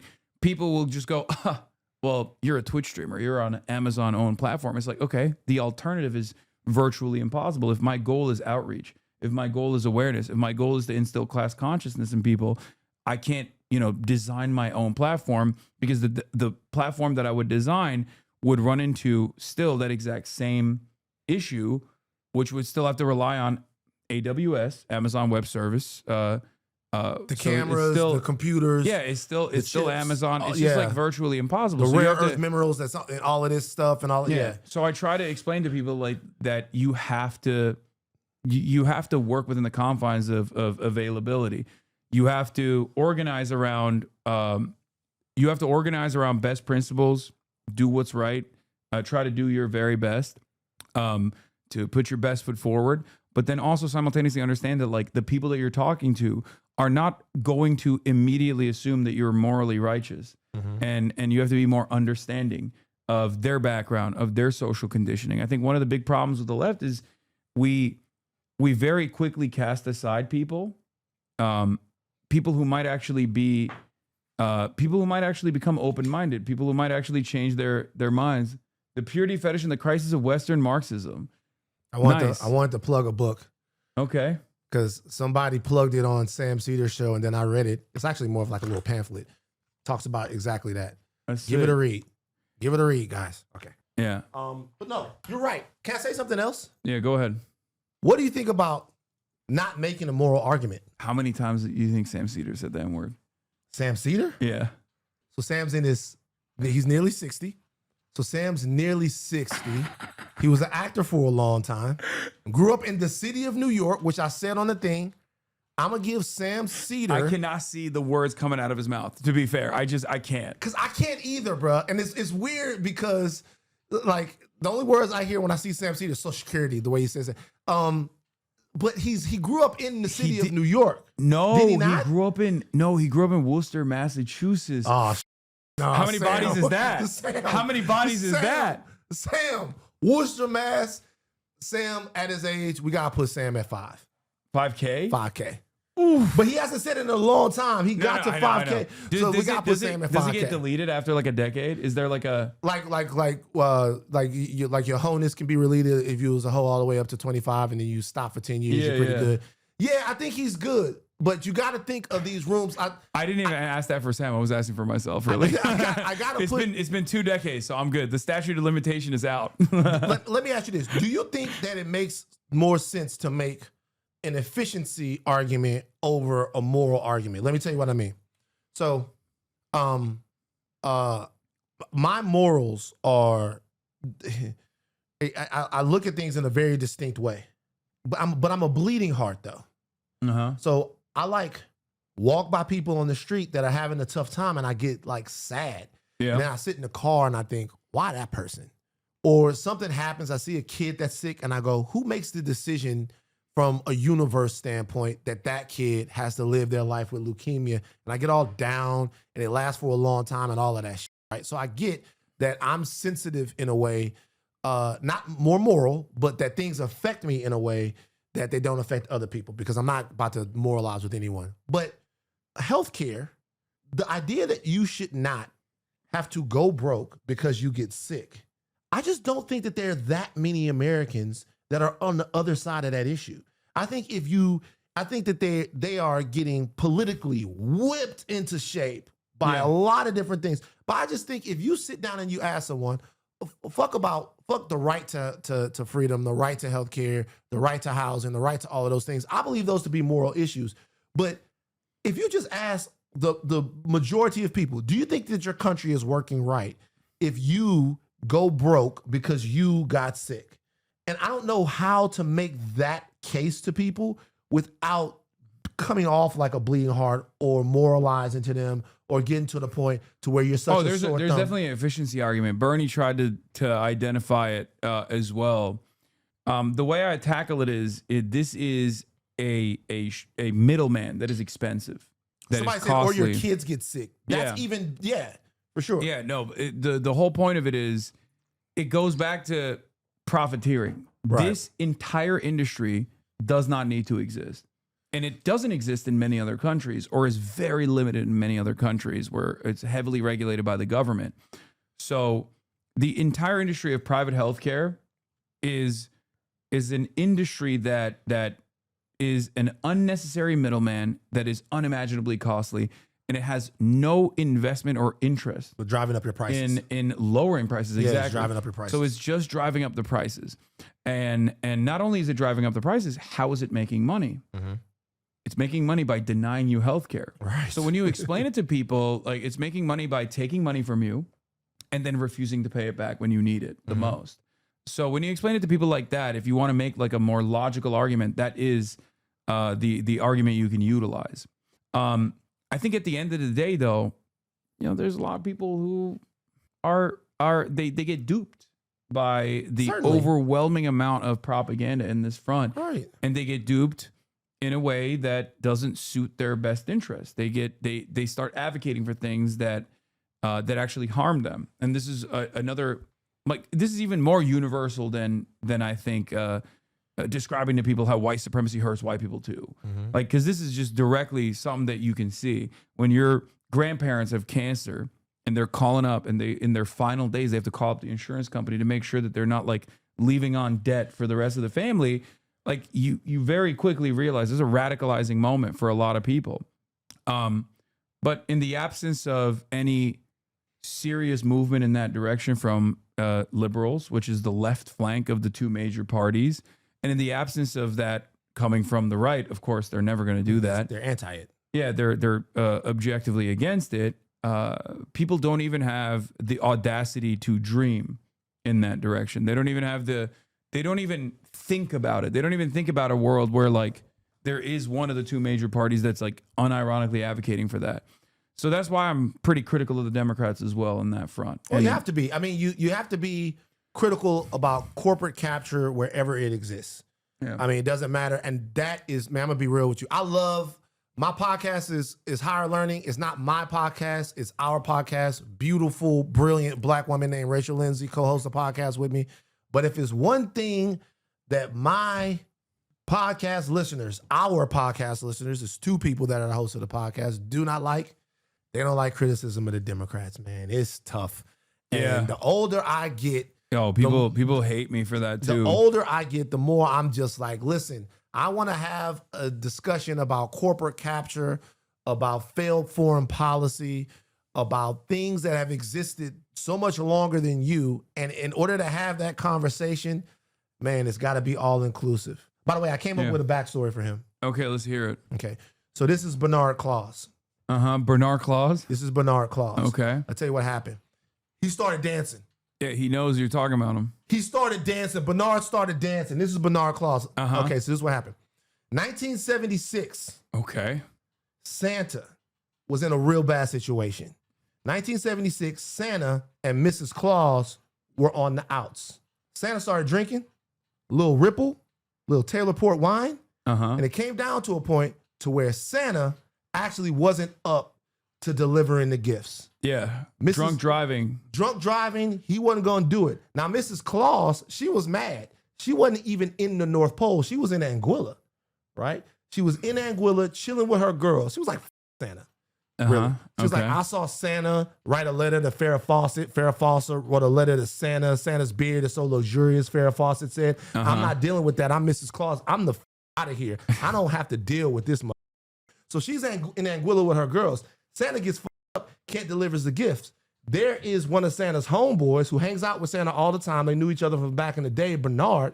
Bernard is like, I can't let the little kids in Harlem and Baton Rouge not deliver the gifts. Yeah. So Bernard Claus, this guy right here, dresses up and delivers the gifts to all of the kids in 1976. He comes back to the North Pole. Santa looks at him. Santa says, Bernard, You saved Christmas. You saved Christmas. What do you want? Bernard says, I want your most important assignment. Fast forward, Santa says, Bernard, there's one dude out there that's doing really good work. They continue to attack him. They try to get at him. I want you to spread Christmas cheer in his house. There's this young Muslim boy who has 1,200 to 1,500 N-words in his in his history. Bernard said, okay, Santa, where does he live? Santa said, L.A. He said, I'm done. So that's Bernard Claus right there, and his job is to be Christmas cheer for you, handpicked by Santa. That's the backstory right there. I love that. Thank you. That's a much better one than the way I presented it initially, where I was like I was selling Black Santa on an auction.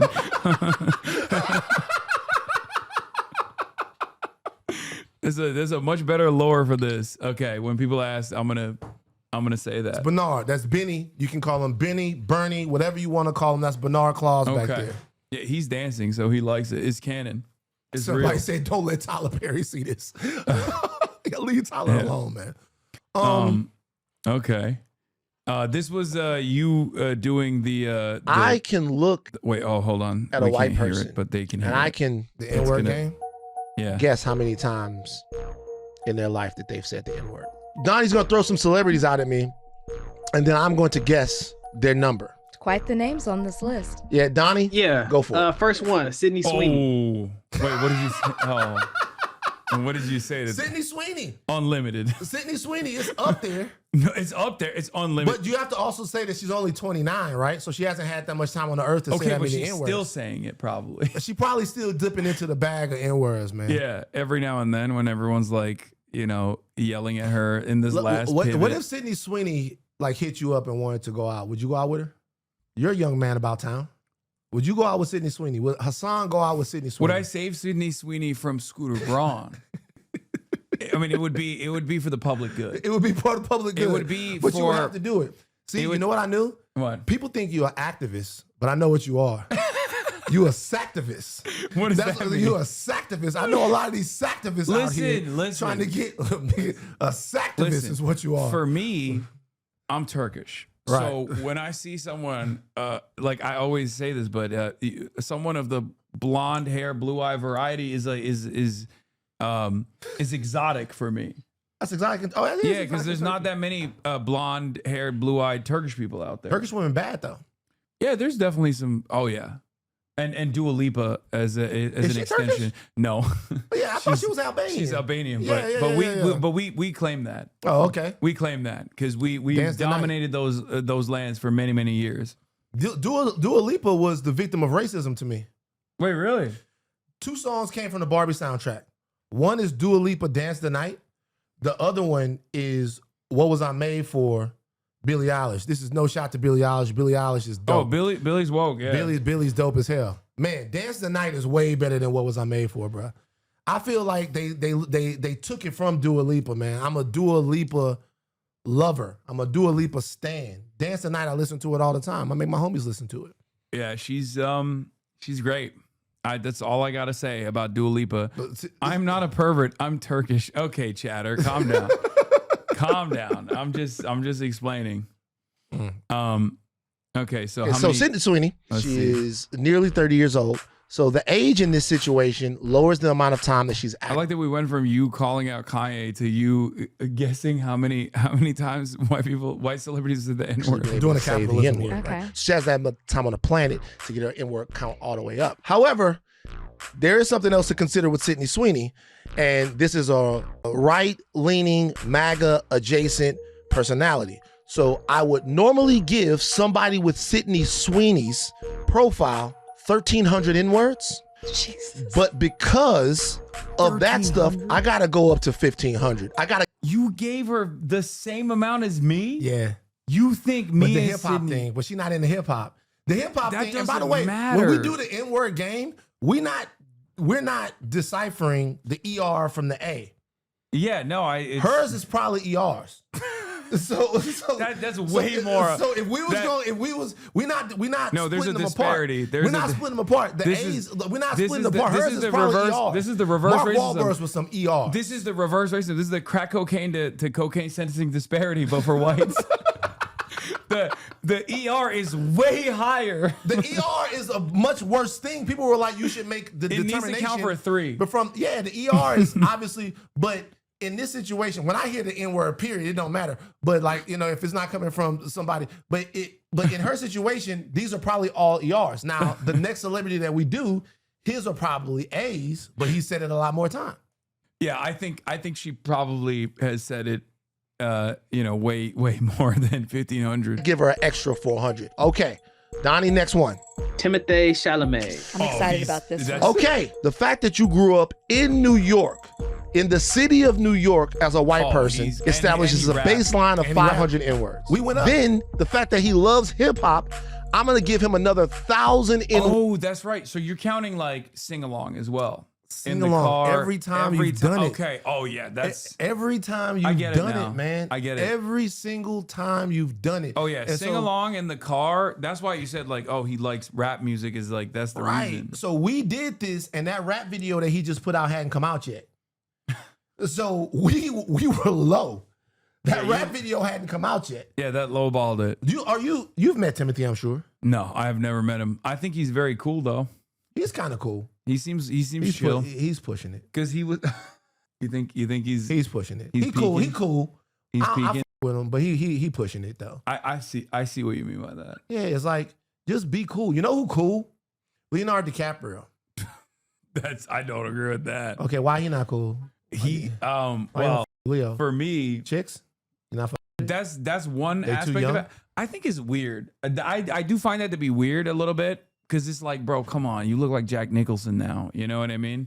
At a certain point, you have to expand. You can't do 25 and under. You have to do like 35 and under. Okay. So you know what I mean? Well, I can see this. But that's not the only reason he bought. He did. He's a great actor. 100%. What do you do? I don't know about the things that's happening. No, he one battle after another comes out, and I'm stoked to watch it. And then he revealed that he bought a hotel in Israel like only a couple months ago. And it's supposed to be like this green hotel in Israel. And that's like super sketch to me when you're like, it's the Quentin Tarantino thing, you know? Oh, okay. It's so like, why would you be like, oh, 2 years into a genocide, now is my opportunity to go buy help the Israeli economy. Right. You know? I did not know that. That's not. So it was that's weird. That's suboptimal, people. It was weird already. Like the young girls was weird already to begin with. But then that for me was like, oh, come on, dude. That's like, what you doing? Are you doing? Yeah. What are you doing? Yeah. It's tough. I guess it's more like, and I know chatters will get mad at me for saying this, but it's almost like I can excuse the misogyny, but that's like you can excuse it. I can't, but I'm daddy. But the joke is, that compounded on top of it because I thought that was weird already. Is it misogyny to have sex with young women? It's creepy. It's creepy. It's weird. It's weird. You would think that. Like I don't know. I'm 34 and what's the youngest girl you would date? What's the youngest girl I would date? What's the youngest? What's the age cutoff? Is 25 plus. 25 plus. That makes sense. Because I feel like what's the youngest girl you could date? We haven't even talked about Epstein, by the way. But here's the thing. Is he on the chat? And I wonder if you will agree with me on this because you're a boomer like I am. This is Unk Talk. This is Unk Talk. Yeah. Zoomers always do age gap discourse like crazy where they'll be like, oh my God, this person was 20. We got kids at the office that said a 29-year-old shouldn't date a 23-year-old. Relax. Yeah, so there's that aspect of it. But from what I think it's situational, first and foremost. But I have one principle that I stand on, which is once a lady is 25 years old and their prefrontal cortex is developed, at that point, it's not like, you can't say that there's age gap discourse of a 25-year-old woman and an 89-year-old man. If anything, the 25-year-old woman knows exactly what they're doing with an 89-year-old man. So you're saying 25, after 25, we gravy. Everything's cool. Yeah. So, and Leo is like, obviously some of these girls. And he's doing under 25, yeah, like he's deliberately, doing which I think is very weird. That's I find that to be strange because it's like, what are you guys going to talk about? Yeah. What are you talking to her about? You know what kind of question though? It's like, that if we're gonna set the discourse or set the terms, like what are people gonna talk about is always a weird. Well, they talk about whatever, right?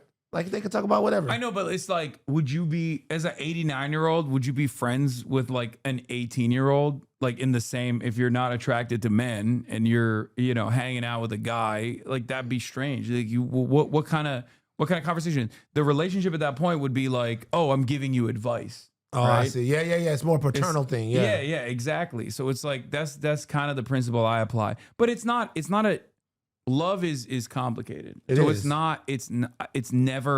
definitely still situational. Yeah. It's never like a Bill Belichick is in love. Okay. Bill Belichick is in love. That's real love. That's cool. Where is this going? I have no idea. I don't know anything about Bill Belichick. Do you know who that is? Oh, Bill Belichick. Yes. Do you watch football? Are you a football fan? Not really, no. What sports are you into? Basketball? I don't really, I mean, I kind of am into basketball, but like I don't even have a team. Like I love LeBron. I definitely, people accuse me of dick riding LeBron, but I think that's people are saying you don't watch sports. Yeah, I don't really watch sports. No, I watch a lot of anime. Now, can I tell you something? If we're going to do this whole Joe Rogan of the left thing. Yeah, you got to watch sports. We got to get you at some MMA events. No, for sure. MMA. So you do MMA first, right? I don't know if you saw Andrew Tate just got the shit kicked out of him, right? It was weird. It was funny. I don't know why. Like he got his shit. I mean, he is 40. Up. Yeah, he's old, right? And so did Jake Paul. Yeah, but with the Anthony I'm gonna Joshua, be honest with you, I'm gonna give Jake Paul credit for that. Like he like Anthony Joshua is a fucking demon. Anthony Joshua, you could tell Anthony Joshua was annoyed with Jake Paul when he hit him with that right. But if I box, so anybody that boxes, to see somebody get in the ring with the heavyweight champion of the world, you say whatever the fuck you want to say about Jake Paul, that took nuts. So whatever. But you got to go MMA and then football. That's it. You don't even need no other sports. MMA. Football. You gonna start going out. We're gonna get Dana on the phone. I don't even know the rules of football. I watch MMA sometimes. Like I watch the fights every now and then. Yeah. But I'm not like a big MMA fan in general. I'm not either. But the problem with MMA is I feel like the more people survive in MMA and have a career, the more they get hit in the head. And the same with football. And the more they get hit in the head, the more right wing they become. Yeah, but those are right wing coded sports though. Yeah, like those are right wing coded sports. Except for the Peyton Talbot. I don't know what that is. He was dating allegedly Frank Ocean, and he cooks. Oh, daddy. Yeah, he was.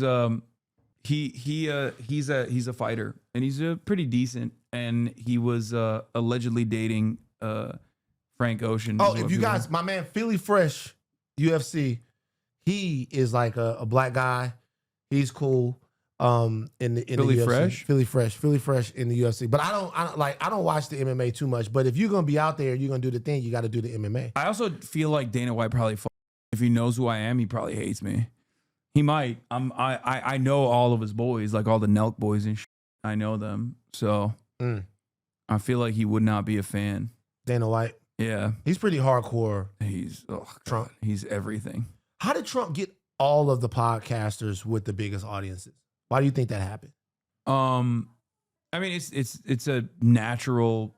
Trump has clout. He's telegenic. He's gonna go on these podcasts, and a lot of these podcasts, and I know a lot of them. They care about the clout. They care about the attention that they get.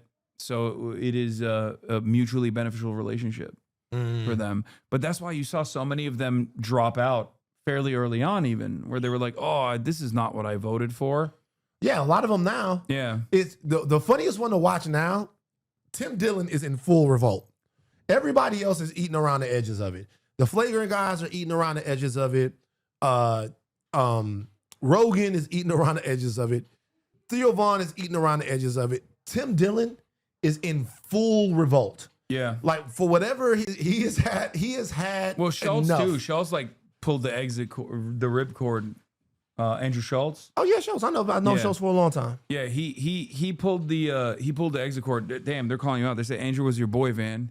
Yeah. Good that they're saying Andrew was your boy. Yeah. Because now they're not yelling at me. I've known Andrew for a long time, and I'll talk about the fact that Andrew is one of the people that doesn't like to be talked to like he's stupid.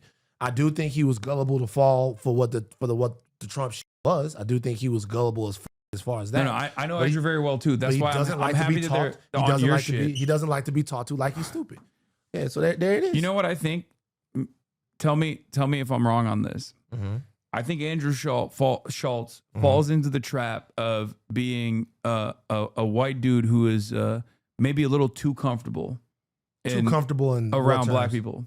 Okay. Where he says certain stuff because he has a show with Charlemagne, where I think people get mad about that. Where they're like, it comes from, like, it moves beyond a sense of comfort, but for the outside audience, they think like you shouldn't be talking like that.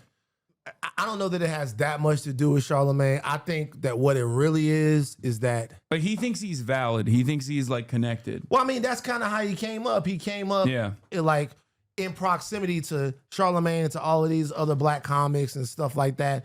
And I think, what the hell is happening? Oh, okay. I think that sometimes that gets in his head or whatever. But like when Andrew's really white. He's like really, really. Yeah, he even had the Luftwaffe haircut like a airplane pilot in 1938. But not so Germany. to the point, in my opinion, to where he is going to support a bad idea when he knows it's a bad idea. And I will give him credit for that. Like, I think all the biases and all that, people can see that, but he's not going to support a bad idea when he knows it's a bad idea. But they've had other problems on Flagrant recently. There was a whole uproar over I didn't even know what happened with Akash. I mean, I've been on Flagrant, but I didn't pay attention to it. But apparently that was like a big deal. Like, people are calling him a cuck or something. I don't know. I don't know what it is. I have no idea. I asked if he wanted to drink something, chat. Calm down. Yeah, he didn't give me like. Oh, don't say. He didn't give me no drinks. I said, man. do you want something? He said nothing. He didn't give me no drinks. Do you want something to drink? Yeah. Well, what is this? What is it? I got what it is. Diet Dr. Pepper Blackberry.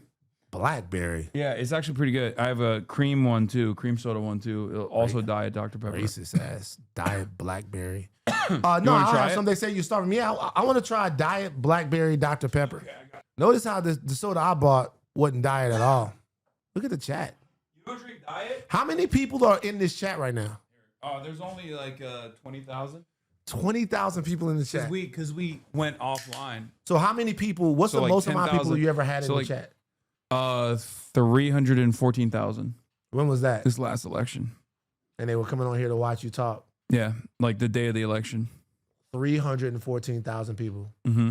Did you vote for Kamala Harris? Yes, I voted for Kamala Harris. But I didn't. Just say it. No, but I didn't say it until far after the election because I was like very critical of Kamala Harris, and I did not want to endorse her, and I stand by that for sure because I think it's I think that they completely fucked up. They completely fucked up everything in the election. My criticisms of Kamala Harris were fairly prescient, and that's part of the reason why there were so many people writing in the mainstream about like all the things that I was warning about ahead of time. I mean, I never was like, oh, you should vote for Trump. Like, that's insane. I always communicated to people that like you should not vote for Trump no matter what you do. But I couldn't get myself to openly be like, I love Kamala Harris. You should vote for her. And I stand by that. Yeah. I think it would have been unprincipled and it would have been up if I straight up celebrated or urged people to do that. So you think celebrating a black woman is unprincipled? Yeah. Yeah. It's because of my racism. There you go. No, I think. See how you see how, yeah, I mean, see how easy it is to do? Yeah. See how easy it is to do? I could do that easy. I could play that game all day. I don't play that game. Look, I understand. I think any criticisms of Kamala Harris are basically baked in criticisms of that wing of the Democratic Party.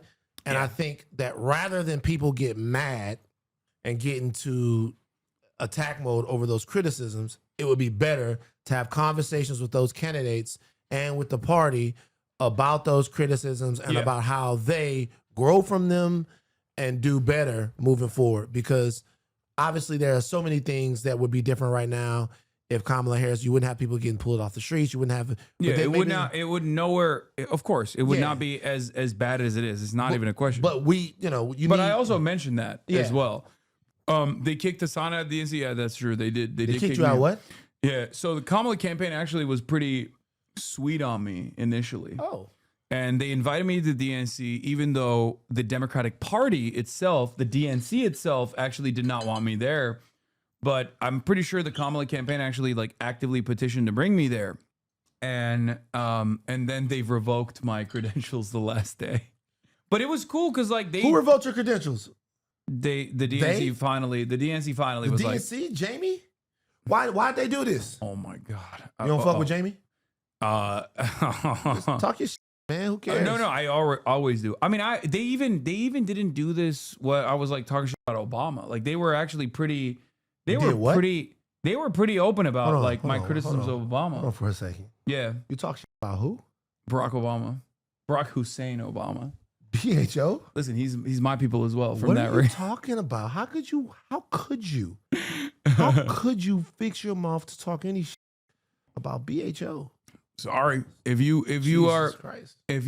doing drone warfare and you're not punishing the Republicans, he never did that. They made that up. I don't know if you saw that. Did you see that report? Wait, what? Did you see that report? What report? None of that ever happened. No drone warfare. Not one. It was a right-wing house. Yeah. It's like, you know how Trump says that the Epstein files was a hoax? Yeah. All of that, JSOX, that shit none of that happened. So yeah, totally. It never happened. It was a right-wing hoax. They made it up. Or he actually did criminally prosecute. He closed Guantanamo Bay. All of that stuff happened. He actually did criminally prosecute the previous administration for doing torture, all that stuff. Because like, for me, I'm very understanding. Like there is obviously a lot of good there, of course. But my criticisms are the same as anyone else on the left. It's just like, you know. Let me ask you a question on the this. surge in Iraq, all this stuff. Like all of this stuff. Let me ask you this. And let's all, as people, legitimately and honestly contend with this question. How good, by leftist standards, can an actual electable American president be? This is not good me at all. in any way shooting any bell. You guys, if you listen to Higher Learning, I've said this before. I'm all over Obama and all of that stuff. Like I'm not in any position. I've said this before. If Bernie Sanders in 2016, by some stroke of God, Bernie Sanders was took able a long to time to call it destroy- a genocide. Yeah, that, but also even beyond him and his own personal opinions about Israel and like his own setbacks on that front, Bernie Sanders would still have advanced American imperialism. If people think that Bernie Sanders would be like anti-empire of any sort without like being assassinated instantly, you're out of your mind. So like, I understand all that. So I'm very open about this. I grade politicians on a curve. Like if someone is actually early on calling Israel's genocide a genocide, but you know they're sometimes iffy on other aspects, like AOC being a great example. Is AOC was one of the first congresspersons to openly call what Israel was doing a genocide. AOC also had this big heated battle with Marjorie Taylor Greene a couple months past. Marjorie Taylor King. Oh God, I'm not gonna say that. Marjorie Taylor King is her name. Marjorie Taylor King. She's one of the biggest peacemakers. She's one of the most important. She reaches across the aisle. She actually reaches around. She goes to reach around. Marjorie Taylor King. It's MTK. It's King. Okay. It's not Green. Well, it's King. I won't say that. You can say that if you want. But when she was getting outflanked by Marjorie Taylor King, MTK. When she was getting outflanked by Marjorie Taylor Greene about offensive weapons and defensive weapons to Israel, I was like very critical. I was like, what are you doing? Like you cannot allow yourself to get outflanked, outwoked, if you want to call it that, by MTG of all people. Right. Because she was correct. Like the whole, offensive, defensive weapons conversation is stupid. What do you mean? If they're doing a genocide and you agree that they're doing a genocide, why would you fund it? Yeah, there's no world where you would be like, oh, and during World War II, there's people coming in now. Okay. During World War II, there was no point of contention around like whether we should give anti-aircraft weaponry to Nazi Germany. Mm-hmm. They're doing a genocide. We didn't even know that they were doing a genocide, but we were in war with them, right? Mm-hmm. So like, there was no contention on this issue. It was non-contentious. It would be ridiculous if someone was advocating for that. Mm. And it's the same with Israel. Yeah, I mean, look, it's just. To me, it's just very important that everybody is just honest in their criticism. Be honest in your criticism and honest in your expectations. It's not as if I can blink and have you know, Chomsky, which I guess I wouldn't want Chomsky. Well, yeah, that's not. He's not. There are worst person to bring up today. I want you guys to just realize there are no heroes. There are no heroes. The only heroes is Captain America, and even Captain America himself, Steve Rogers, let his homie be in the dark about the fact that his other homie killed his homie's mom. Yeah. So even Steve Rogers is a bitch ass. There are no heroes. Yeah. I'm looking through the files and I'm seeing Chomsky in there. The heroes are dead. The heroes are fucking they're shit. dead. Like they're no heroes. They're not. They're the ones who died too soon. You know what I mean? They're not a lot. They weren't around to f up. You know, if you wanna consider like, you know, Che Guevara or you know, Lenin or something like that, then that's fine. And they had in their lifetimes as well. They did some of the horrible things. But they're not around. They're not alive to you know, hang out with Jeffrey Epstein. People are saying Charlie Kirk. Fred Hampton. Fred Hampton is a great example of a goddamn hero. Yeah. Fred Hampton is a hero. X is a hero. King is a hero. A lot of these people are great examples of heroes. But right now, like, I looked in those files, man, and I looked through all the files, and it's just, we talked about it on Higher Learning. It was very funny that people thought that, you know, you were going to see Bill Clinton in the files and go, oh my God, not President Clinton. Fuck out of here. But like seeing Chomsky in there was just like, oh my God, man. Like, it was just tough. You know, the some of the work that set me on the path, you know, it was just tough. But I want to say something, like, to me, it's very funny. I want you guys to think about how little your government thinks of you. Your government thinks that they can distract you from child grape. I know you're not supposed to say that word. Your government thinks you don't. You could say child rape. Yeah, child rape. Your government thinks you're that there's 45 years old, man. I appreciate it. Your government, we don't do that here. Your government thinks that there's something that they can do that would distract you from children being raped. Think about how little they think of you.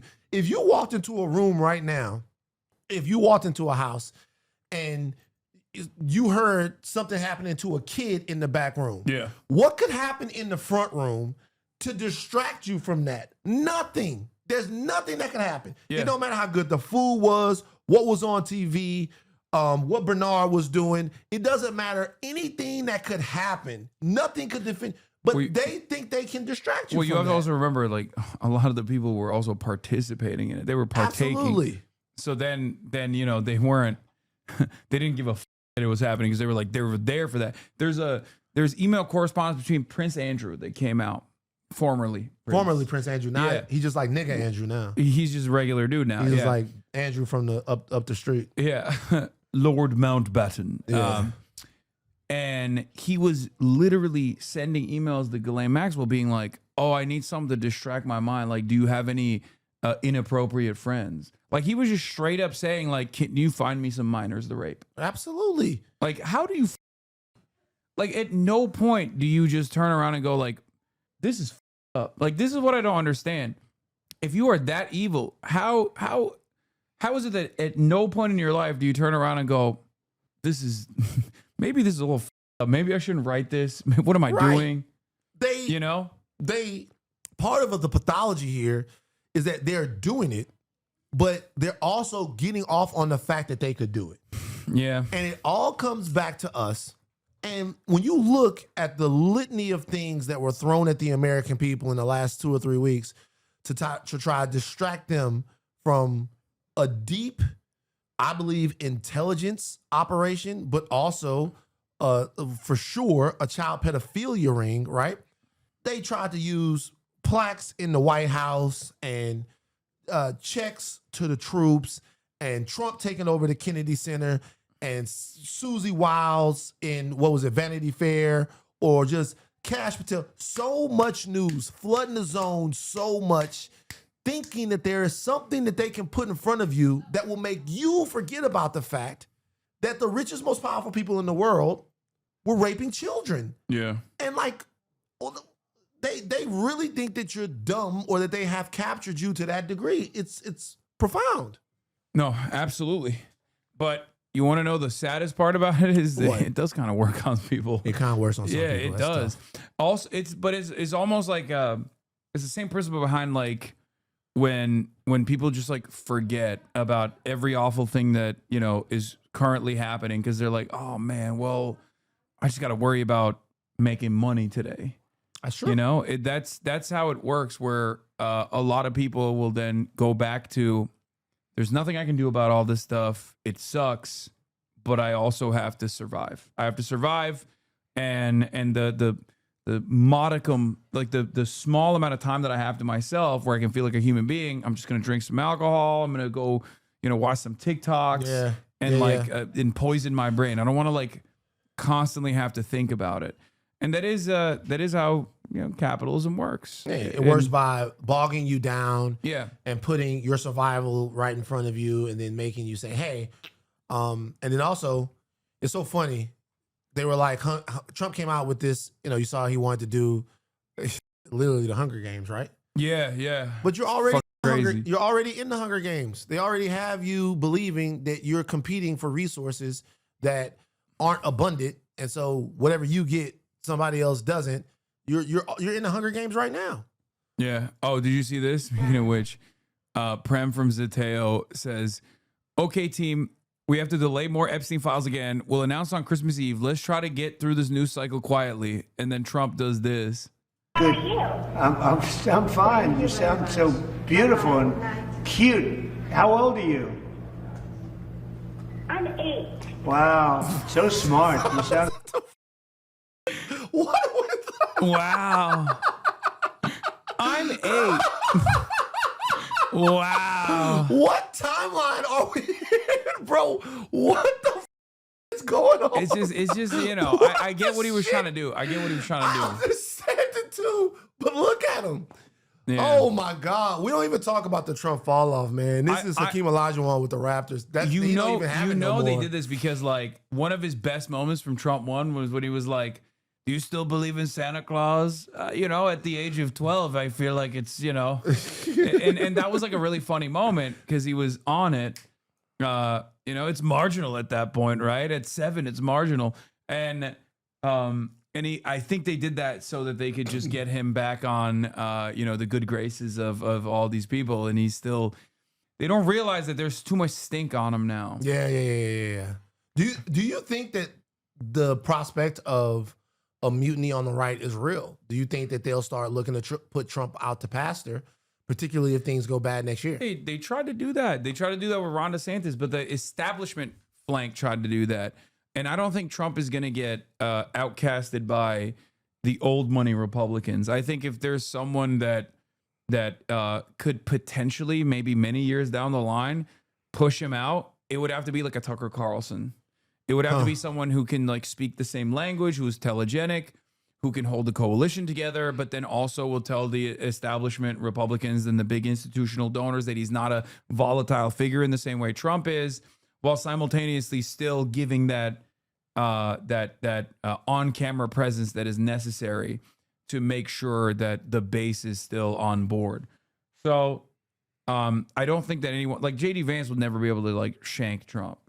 He doesn't have any charisma. Yeah, he doesn't have any charisma. Also, JD Vance has got a real problem on his hands. The Gorpers are a problem for him. Yeah. Well, he's trying so hard to not like directly like he's trying to farm him. He's trying to be like, oh yeah, he can't. He can't. His wife is Indian. Yeah, his wife is Indian. He's over.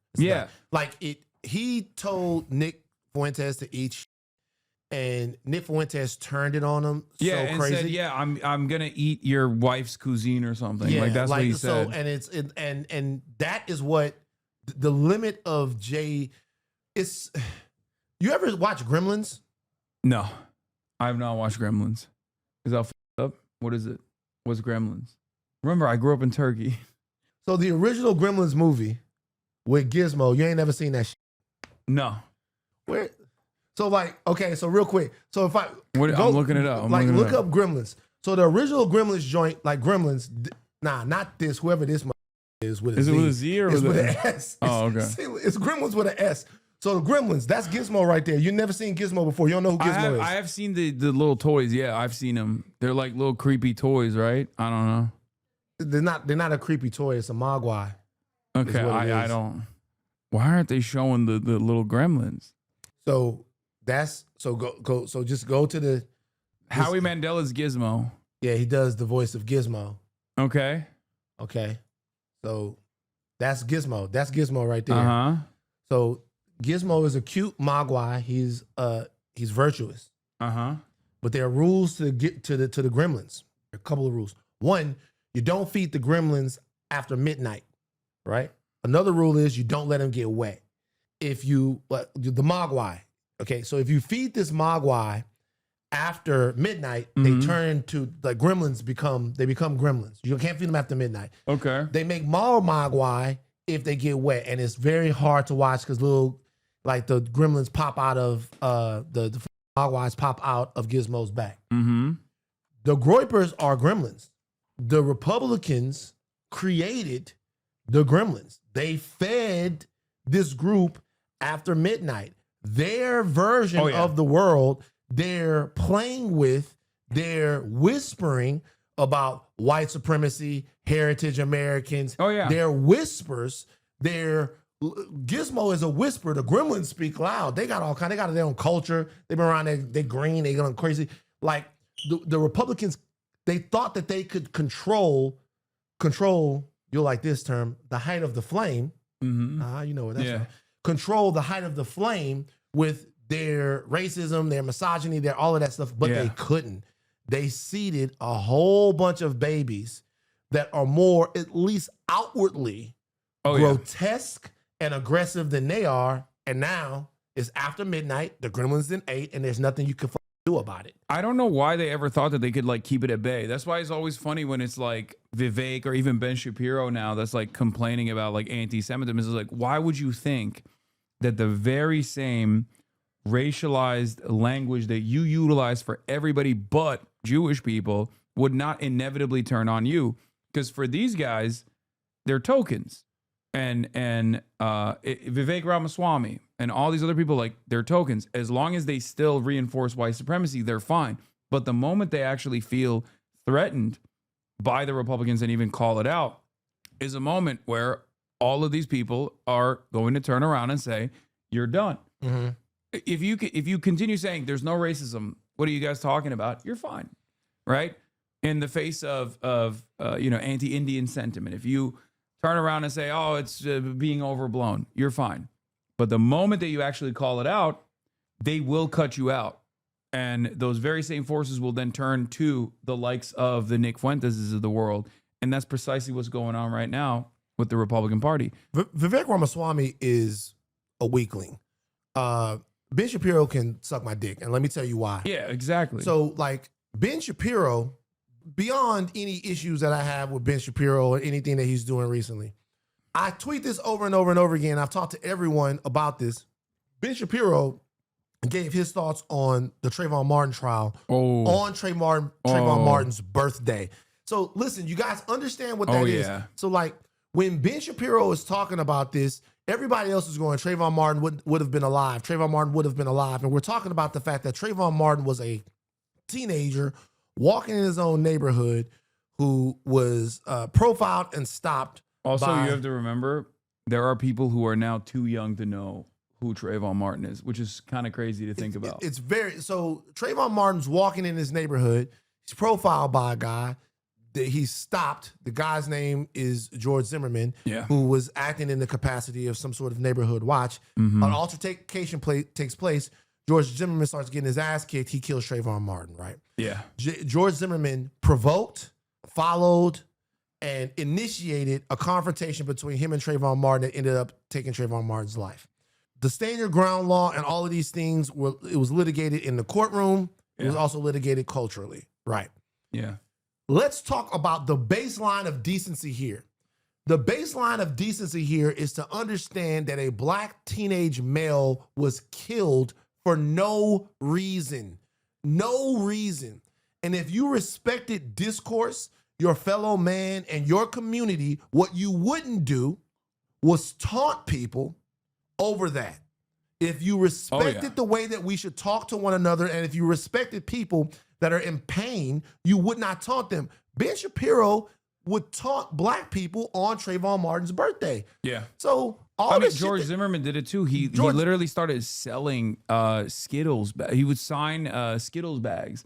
He sold his gun that he used to kill Trayvon Martin. He auctioned it, and the same goes for and the same goes for like the culture that surrounded it. It's so disgusting. Trayvon Martin had gone to the grocery store to get a bag of Skittles, and he was walking back home with his hoodie up, and that was a just cause for many Americans that advocated for George Zimmerman at the time. It became this like major cultural flashpoint. And so, to me, why don't you, like the Republicans, the movement that you're calling so grotesque right now, these are your kids. Go put your arms around them. Go do whatever it is you got to do. I stand back and watch all of this stuff going on. But see this ugliness and nastiness? Yeah, Trayvon Martin would have turned 21 today if he hadn't taken a man's head and beaten it to the pavement before getting shot. If you want to have a conversation about the whatever you did, shout out Mero, man. Mero's all you can always depend on. I love Mero. But that's on his birthday while we are in pain. And like, to me, so all the talk about decency and all of that stuff, like, I'm not saying you get held to account for one thing you did one time, all of that. What I'm saying is Ben Shapiro has to contend with the fact that the movement that he's fighting are the gremlins that he poured water on and fed after midnight. So deal with them. Go clean them up. Just like they did in that movie that you ain't never seen. I can't believe you ain't never seen that. Yeah. No, they birthed his demon. So here's Cam Caskey, who has something to say. He's a Hasan head. He's running for office now in New York 12th Congressional District. Yeah, he was one of the Parkland kids. And this is true. Truly remarkable how many conservatives push great replacement theory but replace the Jews with the left and are just shocked by the rampant anti-Semitism from the base. Nick Fuentes went on Tucker Carlson's show and he straight up told Tucker Carlson that he learned about the great replacement from Mark Levin. Mark Levin is a conservative, ultra-Zionist Jewish man on Fox News. Yeah. And he was trafficking in the great replacement theories and conspiracies, which famously was posterized by the Nazis initially. Right. And who was doing the great replacement in the eyes of the Nazis? The Jews. The Jews were doing the great replacement. So it was always very shocking to me. Even Candace Owens, who now is obviously one of the most dominant right-wing forces in the country. Candace Owens used to be woke. Candace Owens successfully sued the Connecticut Board of Education when she was in high school for being victim to anti-black racism that caused her to get a eating disorder, all this stuff. Candace Owens, who had a website in 2016 on Donald Trump, was plucked by David Horowitz. David Horowitz is a very famous Islamophobe. David Horowitz used to be a Trotskyist, and then he became this incredible neocon, also conservative, a Jewish man that was a profoundly influential figure in the neocon modern right-wing movement that justified all the wars that America engaged in the global war on terror. Candace Owens got a career because of Ben Shapiro and David Horowitz and Charlie Kirk. And it's crazy that she went from that, and she was anti-Semitic throughout the entire process as well, but they didn't care because she was still pro-Israel. The moment that she turned on Israel and started saying anti-Israel shit, they dropped her. But they created this demon to begin with. For sure. Like, why would you not think that why would you not think that your chickens would never come home to roost is my question always. That the people that you created inside of that movement would not eventually challenge you. Yeah, they would not eventually say, maybe you're not a part of the equation. Right. And especially if you're Jewish, it's like, historically, it's at the heart of every conspiracy. Every conspiracy, if you go far enough down the rabbit hole, it always goes back to, the Jews are responsible. The laziest, most direct form of who can we blame for all of this and put the world's problems on. And to think that these people would never get back to that point at some time, it defies logic to me. Yeah, and it was an inevitability that at some point it would turn on Jewish people, and we're there, I think. We're at the precipice of that turn taking place now. I don't know if how do we protect our Jewish brothers and sisters? We have to. I mean, I think there is a point to be made about our Jewish brothers and sisters also. I mean, there's plenty of Jewish brothers and sisters in this community that are loud and proud and anti-Zionist. But so many of the cultural institutions that masquerade as Jewish advocacy organizations unironically do a big amount of damage that lean into anti-Semitic narratives by presenting themselves as first and foremost pro-Israel groups. I think a lot of people need to realize that it's done. You can't conflate anti-Israel, anti-Zionism, and anti-Semitism anymore. Jonathan Greenblatt spent the last 2 years as the head of the ADL, the Anti-Defamation League. I called it Apartheid Defense League. Jonathan Greenblatt spent the last 2 years, every time he's on television, talking about how I'm anti-Semitic. I'm the #1 anti-Semite in America. I'm fomenting anti-Semitism. Did you make the list? I lost to Candace Owens last year. And wild. I wasn't, you don't get a second mention apparently, but I think Tucker won this year. But my point is, like, the reason why Jonathan Greenblatt was doing it is because he knows Nick Fuentes can't convince his Jewish nieces and nephews to become anti-Zionists. But he knows, because I'm not anti-Semitic and because I fight against anti-Semitism, but I'm uncompromising as an anti-Zionist. Oh, Miss Rachel won? Oh, I thought Tucker Carlson won this year. Miss Rachel's even stupider. God damn. Her winning is stupider, not her. We like. Yeah. Oh, I love Miss Rachel. Yeah. She's my goat. She's my queen. But I thought Tucker won. But maybe I'm wrong. It's even dumber to say Miss Rachel is the #1 anti-Semite. But my point is, if your goal was, if you were careless about actually combating anti-Semitism, and your first and foremost, your primary goal was to defend Israel, yeah, you go against someone who is a loud advocate against Israel, and you continue this careless conflation, this dangerous conflation that, like, anyone who speaks out against Israel is a vicious anti-Semite, and especially people like Hasan Piker, who have spent their entire professional advocacy, professional media career combating anti-Semitism. Yeah.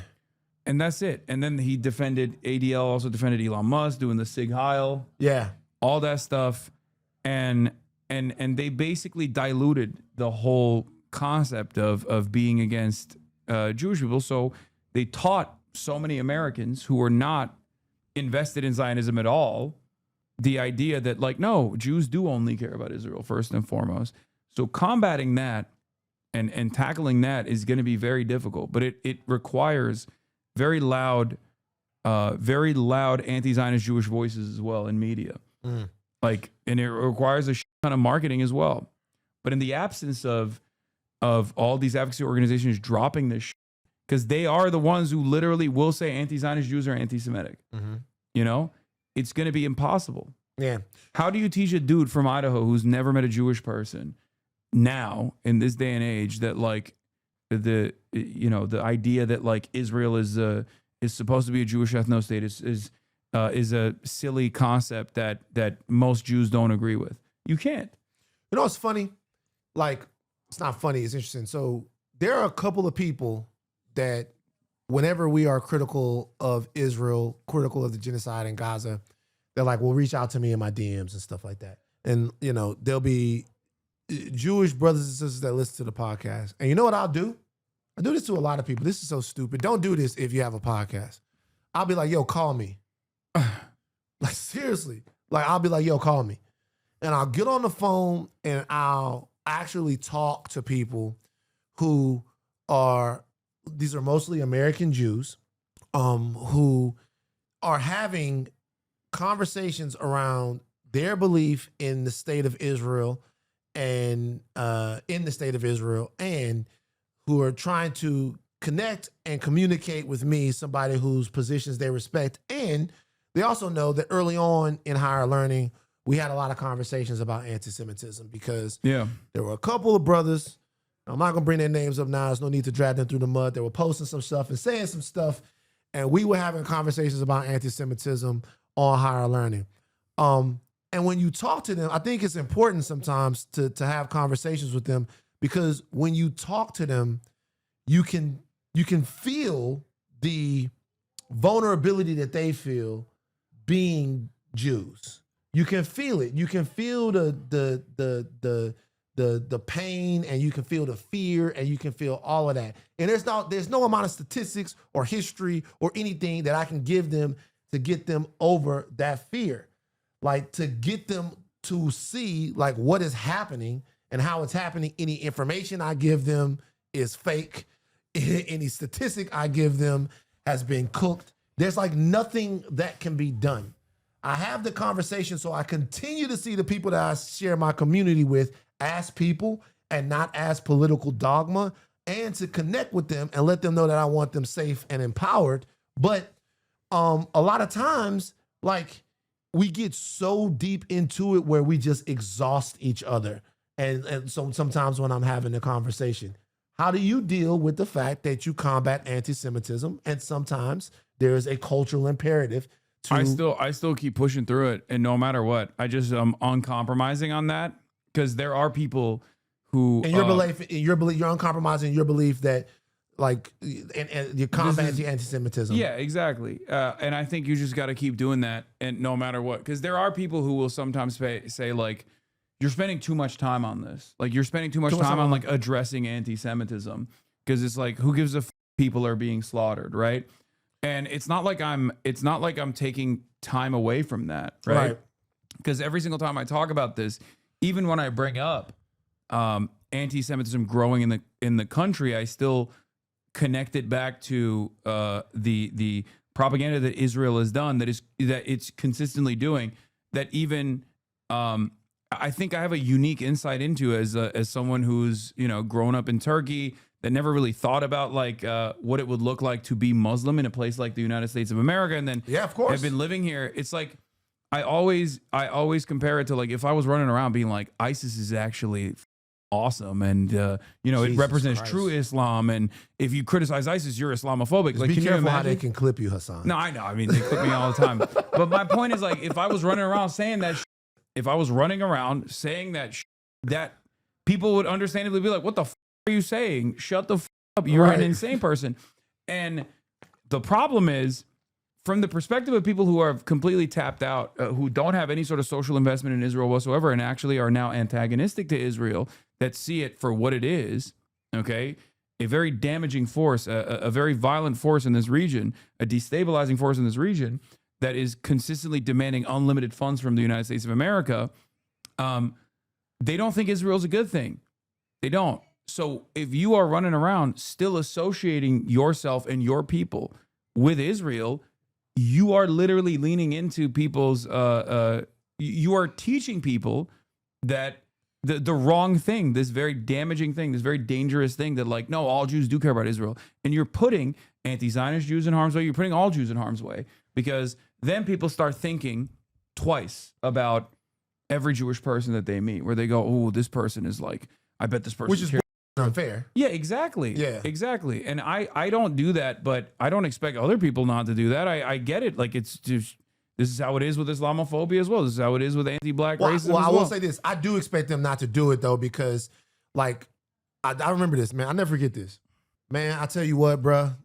If you were a brown person in South Louisiana post 9/11, you was catching hell. I mean, yeah, you was catching hell. And the conversations, and we sprung into action, because I tell you something, bro, about black people. We love somebody else's fight. That's one of our favorite things. We love somebody else's fight. I don't give a fuck what nobody watching this thinks or says. Black people cannot stand to see people treated unfairly. Yeah. We do not like that. Like, we do not like to see people treated unfairly. That is why sometimes with some of my brothers that we have conversations about the Trump stuff and stuff like that, that is not in the tradition of blackness. We do not like to see people treated unfairly. We have to have all these talks on campus about Islamophobia, about all of this stuff, about dogma. We have to get very specific and granular about it. This issue with the rise of not with the rise of Fuentes, and even the turn that Candace has made as of yet and recently, like, this is direct and vicious, like, anti-Semitism that in some sort of way, the right has got to contend with this inside of their political movement. This person says, look, Muslims to ISIS are not what Jews are to Israel at all. 90% of Muslims don't support ISIS, though. 90% of Jews don't support Israel in the way that you think they do. But the fact that you think that, though, okay, but the fact that you think that, I can't even call that into question, because every single advocacy group consistently says that and has said that for years and years and years, where it's the most common thing that I hear. Oh, you're anti-Zionist? Well, 90% of Jews love Israel. I guess you hate 90% of Jews. Not realizing that when you say that, you're associating yourself with a country that you have no real connection to because you live here. You don't live in Israel. You know what I mean? Yeah. Maybe at most you have like extended family there or some shit. Like, you chose to live here and you didn't choose to live there. Israel certainly wants you to live there if you're Jewish, right? Israel wants you to live there so bad that they'll give you benefits to live there. They got free healthcare over there too, and you can get like cheap real estate as well off of stolen Palestinian land, and you still choose to live in Boca Raton. So clearly, you're American, okay? Mm-hmm. You're not Israel first, you're American first, even if you think, even if you've been conditioned into thinking like, oh no, I really have to defend Israel for one reason or another.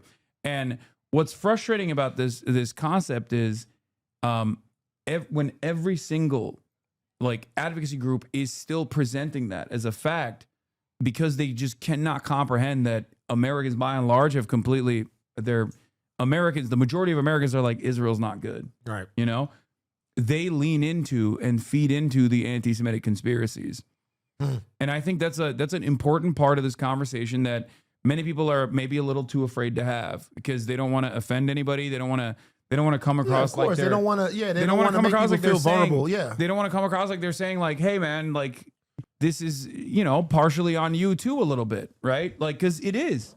And I say this as like the ISIS comparison is a good one in my opinion, because that was a false conflation not brought about by Muslims. No Muslim is pro-ISIS. ISIS kills Muslims more than ISIS is aligned with Israel. Mm-hmm. They literally have aligned strategically with Israel. ISIS's primary victims are like the Yazidis, the Muslims, the Christians, but they're Arabs, you know? So no Muslim that I've ever met in my entire life has ever been like, ISIS is kind of misunderstood. You know, they don't say that. That's not a thing. And yet that damaging conflation was consistently reinforced through the media over and over again in an effort to foment Islamophobia, in an effort to justify the global war on terror. Right, to global U.S. hegemony in the region and all of that stuff. Yeah, exactly. So when I see our Jewish brothers and sisters not realize that, like, every time they say, no, you don't understand, all Jews actually care about Israel and defend Israel to the hilt, or to try to define what kind of criticism of Israel you can and can't do, okay? And oftentimes get a little heavy-handed with that kind of defense, where it kind of feels like you're all lives mattering, Black Lives Matter in many respects, because they'll be like, oh, what about like my feelings? Like, oh, you can't say from the river to the sea because it hurts my feelings. You can't say globalize the intifada because it hurts my feelings. It's like, okay, but your feelings, if your feelings revolve around like defending the sanctity and safety and security of Israel, the feelings, right? You know, and that's most people don't give a shit about anybody's feelings, really. And when you hear that kind of thing over and over again, it reinforces what people are suspecting. It reinforces the nascent anti-Semitic tendencies that a lot of people have as well. Yes. Yeah. And that's why I always say, like, anti-Zionism from an anti-imperialist or an anti-fascist perspective is much more difficult to get Americans on board with than anti-Semitism. That's the unfortunate reality. Americans are way more predisposed to anti-Semitic opinions than they are to like understanding anti-Zionism from a anti-imperialist or anti-fascist perspective. Well, I'll say this though, to that respect, I mean, you're right, but also criticism of Israel is, at least from a mainstream American perspective, kind of new. It's not new insofar as there haven't always been. I watched George Carlin talk about this not the 90s, the 80s, and all of that stuff. But mainstream Israelis are commandos. Yeah. Palestinians are terrorists. Right. Like mainstream American criticism. Actually, to be honest with you, having an opinion about Israel at all, like actually just having an opinion other than the opinion that is our greatest ally, special relationship, all of that stuff, that's a relatively new thing. Oh yeah, no, for sure. Like in terms of it's like, so when I was at TMZ, they got Joan Rivers. And this was, I think it was either 14 or one of the times that there was an exchange. And they got Joan Rivers, and Joan Rivers said, she's like, all the people over there are animals and blah, blah, blah. And I was like, whoa, hold on. I was like, what? And so I was like I was watching everything that she said. She was like, they're all animals. They deserve to be blown up. And I was like, God damn. Yeah. So I remember I called my brother and I was like, yo, man, we got this clip of, and I was not lay to what had happened, but like it was, I was like, we got this clip and I can't understand how anyone saying this would be tolerated. Yeah. I can't. No, you can't say that about anybody. Yeah, like I can't understand how anyone saying this would be tolerated. Like we're talking about children and all that stuff. I can't see how this would be tolerated. And that is when I began to kind of dive into it from a more direct perspective. Now, it is from way over here a difficult thing, especially as a black man. I'm just gonna keep it real with you. With how I grew up in Baton Rouge and what's going on in Baton Rouge, it is just difficult to keep your eye on something that's going on across the world. Yeah. I don't give a what it is. If it's not directly, the reason why Iraq was easy or Afghanistan was easy for us to keep our eyes on is because I directly knew guys that I had gone to school with that was going over there. So checking on that was checking on them. But other than that, I think that social media and TikTok and all of that stuff has made it easier for people to keep tabs and actually have an opinion on a litany of issues that are geopolitical in nature. Yeah. Yeah. So like with this, I just remember having conversations and talking and just trying to talk to people about it and like not really getting a lot of good-natured, good faith conversations about how someone could say something like that about children being killed and going, oh, this is different. Yeah. No, I think part of the reason why you tuned into that language is because it's almost like a different version, but not so dissimilar to white supremacist language that you might have encountered or you saw in your own personal experience. But like many white people don't actually see that. You know what I mean? Like they don't hear someone dehumanize an entire region and go, wait a minute, that sounds kind of weird. Like there is a level to it for sure. Like I talk about this from the perspective of like anti-blackness because it's so fundamental to American existence and it's so played such a formative role in designing American society. Indigenous genocide and anti-blackness did that. Like it's both everywhere at the same time, but also there is like no permission for certain versions of anti-blackness now that like if you were to make a certain comparison, for example, to an animal, everyone would know exactly what that is. And most people would actually get mad at you for it. Even people who are like kind of racist white people would probably be like, that's a bridge too far. Give me an example because I feel like they're going crazy. No, I'm just joking. Right now, no, you're right. No, but there's going crazy right now. No, you're right. There is a permission structure, and it expands, and it's expanding. The more people actually push the needle, the more comfortable people get. But you're absolutely right. And I feel like because it was so, I call it permissible bigotry, because it was so useful at the time to justify the global war on terror, and it was so new, like the Islamophobia, that there is nothing really that you can say about Muslims that people will turn around and go, oh, that's a bridge too far. Like if white Americans who might even like have at different points in their lives said the N-word, if they hear a white American politician say the N-word, they're gonna be like, it's too much, yeah, that's too much. Yeah. And that's what I mean. They would feel called to decency. You could say urban, articulate, all this stuff all day, every day, like microaggressions or even macroaggressions beyond that. Like Laura Loomer says a Shaniqua on her thing. If she was to straight up and say what she really means, she probably see. Yeah. And even that, I think, maybe like 5 years ago would have been seen as unacceptable. No, Shaniqua. Well, you guys don't understand. We're on the road to nigger. Like we're on the like the Shaniqua thing directly like that, and they are doing that. That's an escalation. Like that is an escalation, and then like that person, they're laughing. That person gets invited to the White House. Yeah. That person is in the White House talking to the president. Yeah, Trump said she was a free spirit. Like a free spirit, like that. Like she is crazy. She is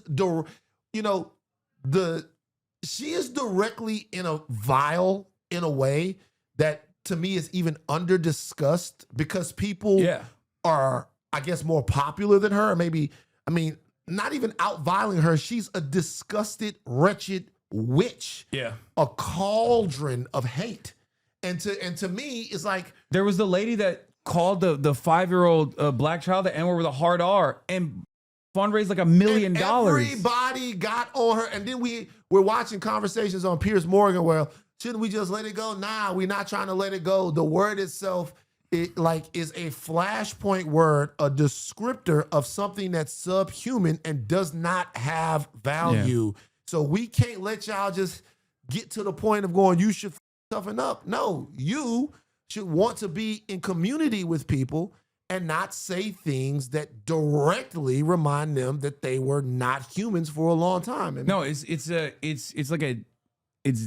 demonic almost, where it's like if you let it in even a little bit, if you don't check it in real time, then it becomes more normal. Right. And slowly but surely you just like it's a constant struggle where it's like chipping away. That's how I feel like. Is Jink here? I see a whole big people. Is Jink coming? Oh, he might be actually. Have you met him before? I never met him. I met Anna. How many times do you think he said it?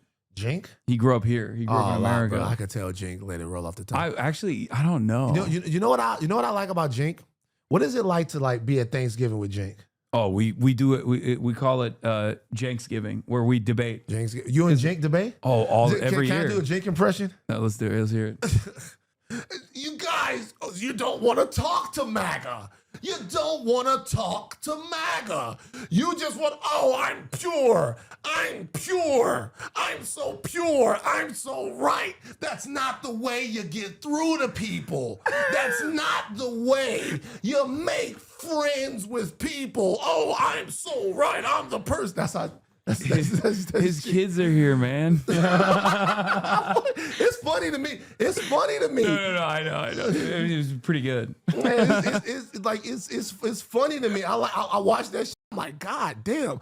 I'll be watching Jink cook, and I'll be like, God damn, Jink, calm down, bro. You gonna be okay? We got so many jank emotes. Yeah, it's like I'm like, dog, like, you a man of a certain age, chill. Like, you know what I'm saying? Yeah. Don't get your blood pressure up like that. You chilling. No, I feel you. But yeah, we debate on we've in the last, like, I would say 4 years and 5 years, like, we've definitely had a lot of disagreements on certain issues. But that's why we try to hash it out. I'll tell you something. Can I be real with you though? Yeah, what's up? And I watch because I haven't been able to exercise the TMZ out of me, right? So like, I like mess.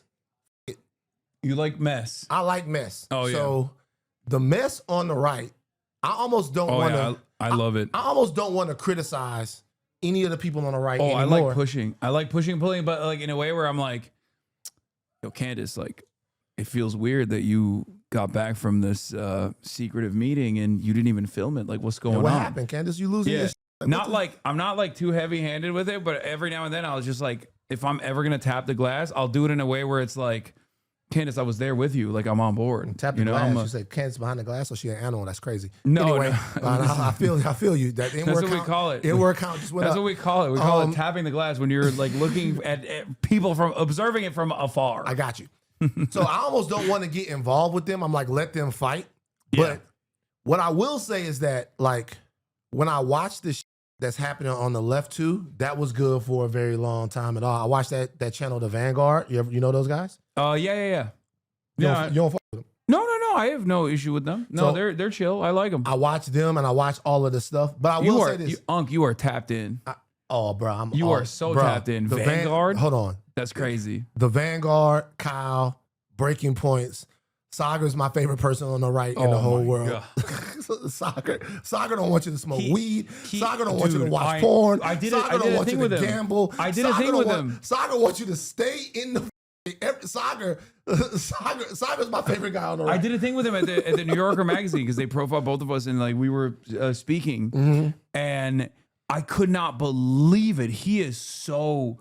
I mean, I DM'd him the other day. I was like, listen, with the gambling stuff, like I don't agree with you in terms of like any sort of abolition whatsoever, but like I do the gambling stuff. The gambling stuff, he's right about. He's right about. It's so bad, dude. But I say all this to say that talk about all of the different things, and I know people have their opinions about TYT, but for me, the first person I ever saw on TV talking that leftist I'm like, who is this man? Oh, Jank? It was Jank. Yeah. So a lot of people don't know that. A lot of people don't know that.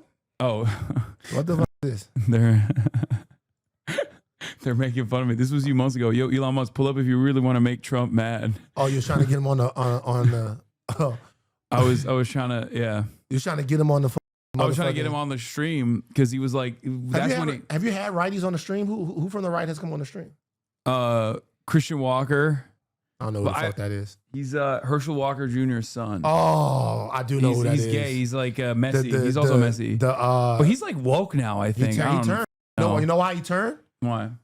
That's an interesting story. So he was a cheerleader, right? Yeah. So when I was working at TMZ Sports, we would do stories about Herschel Walker was so supportive of the cheerleader son that he had and all that stuff. He ended up becoming a Christian. But telling you, Herschel was trying to act like. Wait, 1 second. Hold on. Hold on 1 second. There's so many. There's so much commotion going on out there. So I had to mud it. Hasan just looked into the living room and went, "Yo, shut the f up. We got business going on in this bitch." But Herschel was trying to act like he was super dad when he was running, and Christian was like, "Nah, treated my mom like shit." That's true. That is true. He did do that. There was there's that. I guess I've had like, Bradley Martin on. I've had like a bunch of like the apolitical guys on that are, that were pro-Trump. So, there is that.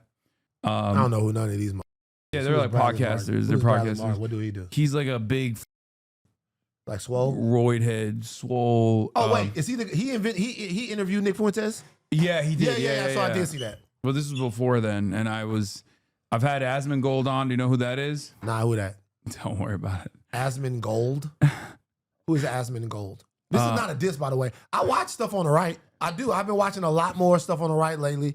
I've been watching like a lot of stuff on the right, but I don't know Asmon Gold. I was just watching a video on him before you got here. That's him right there? Yeah, it's this guy. Asmon Gold. What's up with his nose? I don't know. His shit, like he like a boxer. His shit goes straight down. This is the guy, but it's fine. It's better off. You're better off not knowing. Is he good? Is he good? Some of these people are good. He's some of these people are good. Some of these people are good at talking. They're good. Some of these people are good. I don't know about that. But some of these people are good communicators. They get their points across really well. Some of these people are good at what they do. I wouldn't say he's one of those You're not people. saying so. He's not one of them ones. Okay. He's not one of the people that I would say is good. Tell him about the rat. No, I'm not gonna. No, I don't want to poison your brain with like his background. It's fine. If you don't know, you don't know. It's all good. Just tell me. Can somebody just tell me what happened? Why treat me like a child? A 45-year-old man. I'm here. He had a dead rat as an alarm clock. When the sun would shine on the rat, it would smell really bad, and he used that as an alarm clock for a very long time. He had a blood wall where he would, because his teeth were rotting in his mouth. He's insane. Yeah, he's not. Poor baby. But people love him. No, it's okay. He's crazy. Yeah. I just want you to Here, look, see, these are the only. Oh. There's a roach that flies on him. Where you go? No. Oh! He's on my belly. Look at him. He's right there. No. Oh, God. Listen. Get him on me. What are you doing, bro? Get out of my. Get going. He just grabbed it with his hand. So I'm gonna tell y'all straight up, this is where the conservative comes out in me, okay? Because I'm calling the FBI. I'm getting law enforcement. I'm getting law enforcement involved because I just don't believe that we're not gonna get something bad about this guy in the future. Yeah. Like at some point, I'm gonna see if Cash Patel can handle this. Like Cash, he can't handle. I'm gonna see, but he might be able to handle. What's his name? Asma nigga. Asmon Gold. Cash Patel's gonna make him the deputy director of the FBI. He's gonna be like, we need a new one. Dan Bongino's gone. Is he popular? For real? He's going crazy like that? See, I can't hate. He's like, the most. These guys are kicking my ass. He's the most popular. 4 million subscribers. Oh, that's not it. That's not just the only part. Get the fuck out of here. Look. Asmon Gold is going crazy. Every day. He used to be even, when Trump was really popping, when he first got elected, every day he would have like 1 to 2 million views on every single video. Since Asmon, he's me all the time. Look. Hasan gets instantly shut down by China. China shut you 1 down? million. No, That's of course crazy. not. It's all crazy. It's all like exaggerated Shout out Beijing. that go along with the narrative. But basically, when Trump was really popping, he had like 1 million every video. But now that Trump is actually getting, he's losing some favor.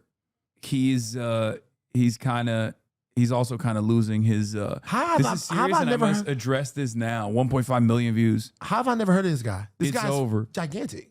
Yeah, I think there is.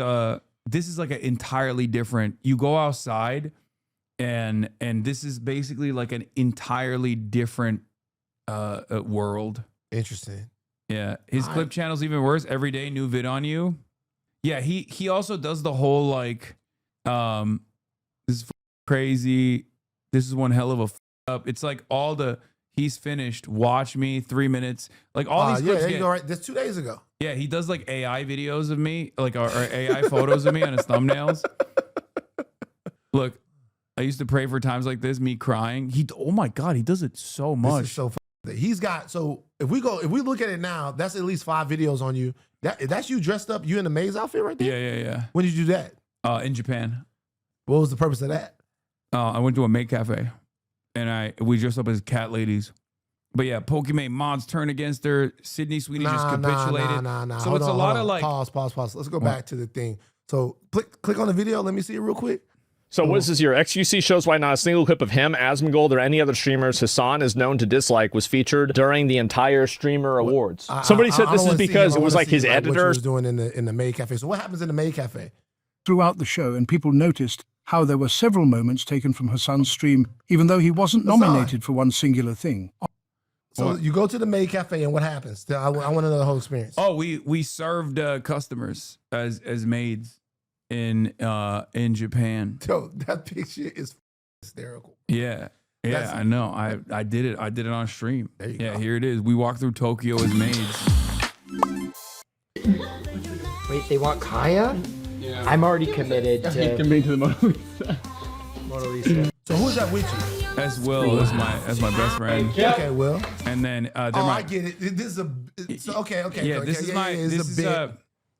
this is we had a couple special guests here that we were serving, but these were like actual girls that work at the main cafe that were teaching us what to do, and these are my podcast co-hosts. So that's Taho Shibuya. She's a former adult Japanese adult video actress. Yeah, she's dope.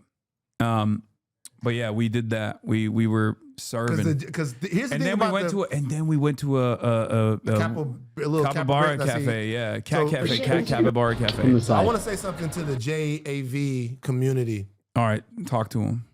My imagination is crazy. You're not hiding nothing. Okay, I just want y'all to know. I want my imagination. That little they're calling you freaky unk now. I don't give a. That little digital. That's some of the. It's almost better. Because they blur that little part. I think they know what they're doing. Like, it's the whole thing. I disagree vehemently. I think for some reason, for me, it's almost better because that little part is blurred. I'm like, what's going on there? Like, I hate that. I hate that. And I think, like, they're just kind of stuck because no one can be the one guy that says, hey, this is kind of stupid. We should just, like, uncensor these dicks and pussies, right? Like, because everyone will be like, you're creepy. Don't. Why would you? Who's going to make that? Wait, no. Which Japanese politician is going to make that their primary focus? No one. This is the I've never disagreed with anyone more on anything recently. I'll tell you why. What? Let me tell you why. Those videos are so freaky. Like, I don't really like it. The videos are so freaked out. Like, so it's like 50 people on a bus, on a train. and one guy going next to a girl going, like the videos are so freaky. They so freaked out that no one is gonna be called a freak for uncensoring this shit. When it's like, oh yeah, I agree. Okay, yeah, you're like not nobody's wrong. gonna be called a freak when it's like, I do. It's like one dude. It's like the videos are so weird. It's like one dude. It's a girl on the bus, and she's like, oh, and he's like, ah, and they're going crazy. Like that's the least freaky thing is the actual showing of the sex. Everything that gets up to That's that true. is so crazy. But I don't see. That's the thing. First of all, you're too tapped in. Okay, you're too tapped in. It's just you gotta dial it back. Okay, but also I agree with what you're saying, and that's kind of the reason why I don't really jab like that, because it's just like there's beautiful women. Women are beautiful. All women. Cole right here. All women What's her are. name again? Shibuya, Kaho Shibuya. Can you spell that real quick? Okay, I don't think she has stuff anymore. She doesn't do it anymore. But listen. But I mean, even the old shit is probably still on there. She's a good friend of mine. But oh, daddy. So what I was gonna say is like the thing that I don't really vibe with when I have watched it is just like the women just look like they're not having a good time at all. You know what I mean? I'm not like, this is not like It's so sad that I've never considered that, but I'm you're right. not being like Mr. Feminist here at all. Obviously, like there's going to be plenty of people who get mad at me regardless for even mentioning porn, because there's a lot of Puritans out there. I'm not one of them, but they just look sad and I don't understand it. I'm like, I can't, like, I feel like I've tried to jerk off to it. I'm like, this doesn't work for me. Hold on for a second. And then there's also the little like nipple licking and stuff. I feel like it's too timid as well. I have a friend that wants to get unbanned. Okay. Oh yeah. This was before I let you go, because we're an hour post. My bad. Past the point, but it's all good. The conversation was great. So you have a friend. We were gonna do ban appeals today. You have a friend who was banned. Let's take a look. What is their username? I don't know. She hasn't given me the username before. Yeah, Is she embarrassed? I don't know if she's embarrassed. I don't know if she's embarrassed, but she said, "Can you ask Hasan to unban me?" She said that apparently she was drunk and then she said some dumb shit on the night of the Charlie Kirk assassination, which is a crazy sentence in and of itself. Okay, what did she? Oh, okay. Oh, her name is Bobby2555. How do you spell it? It's BOBBI 25535. She's banned apparently. 3 5s. Yeah, Bobby. She looks like she's banned. What is she? She's saying there's only a mock. Was in a bad drunken state during a stressful move. I think this was maybe maybe a day. So wait, or two you're looking after. at all of the stuff about how people you can pull that up that quick, why people were banned and stuff? Yeah. Was in a bad drunken state during a stressful move. I think this was maybe day or two after Chuck Kirk shooting. We all saw sober now. Won't be so crazy again. Apologies. Okay, that's a pretty good apology. Yeah. What did she say? Why is no one talking about the trauma watching the clear, horrible, unedited version of seeing this causes? The only thing that ever made my body react to seeing this on my timeline in a similar way was the first time I saw the unedited version of the Clint Malarchuk neck slash footage from 1989. I don't know who that is. I don't know either. I think that footage is going to mess up anyone who saw the first video in the first hour or two. No, why did they let him talk? Sorry. I need to stop being so mean. Who it was makes no difference, truly. XOXOXO. Sorry, ignore me, please. I know there's a room where I'm happy. Let me in. Would you ever have Dermot Kennedy on the stream? I think you would get along well. Dermot Kennedy? I don't know. I thought that said Dom Kennedy. Shout out. Oh, damn. That angle. Them balls, lol. Is that towards you? I don't know. I have no idea. I told my coworker while cleaning a client. She's asking for you to stop. And she did not believe me. I just gave her. She's asking for you to stop. Let's just do this. She's asking for you to stop. Just like, can we just get the unban? Just one unban. Just one unban. Just that's like. Okay. She's asking for you to stop. Okay. I am banned. That's an unban. That's an unban. That's an unban right there. That's an unban. All right, we did it. We got Freaky Unk to get you unbanned. Okay. All right. Well, I gotta go because my family's here. Everybody's here. Hey, this was fun, man. Yeah. Thank you so much, and I'm gonna be doing your podcast as well. Of course. Come on the pod. I'm very stoked on that. Maybe you can take Rachel out on a date. Who? Rachel, my podcast co-host. I don't know about that, but maybe we'll you can take a look, pull up her picture. Maybe you can take Rachel out on a date. Maybe we'll see. I'll let you try to convince me on that. How about that when we do the pod? Yeah, I think yeah. Okay, you come out. Higher Learning Podcast. You guys, Higher Learning. Come hang out with us. We have fun. The whole 9. I don't know what this is right here. What's this? This is outro music. But go ahead. Where can people find you? Keep going. They can't see it yet. Van Lathan. At Van Lathan. VanLathan. Instagram, Twitter. I guess I'm on Threads. I didn't even know I was on there. A lot of fun. Peace. I hope to come back, man. This was fun. No, absolutely. No problem, anytime. man. Peace. All right, everybody. Love you all. I'm going to go spend some time with my family now, but I'll see you tomorrow for Socialismus. I'm going to be going through your Amazon wish list and gifting you guys. And once again, thank you, Van, so much for coming on. No problem. And we'll see you tomorrow. Peace.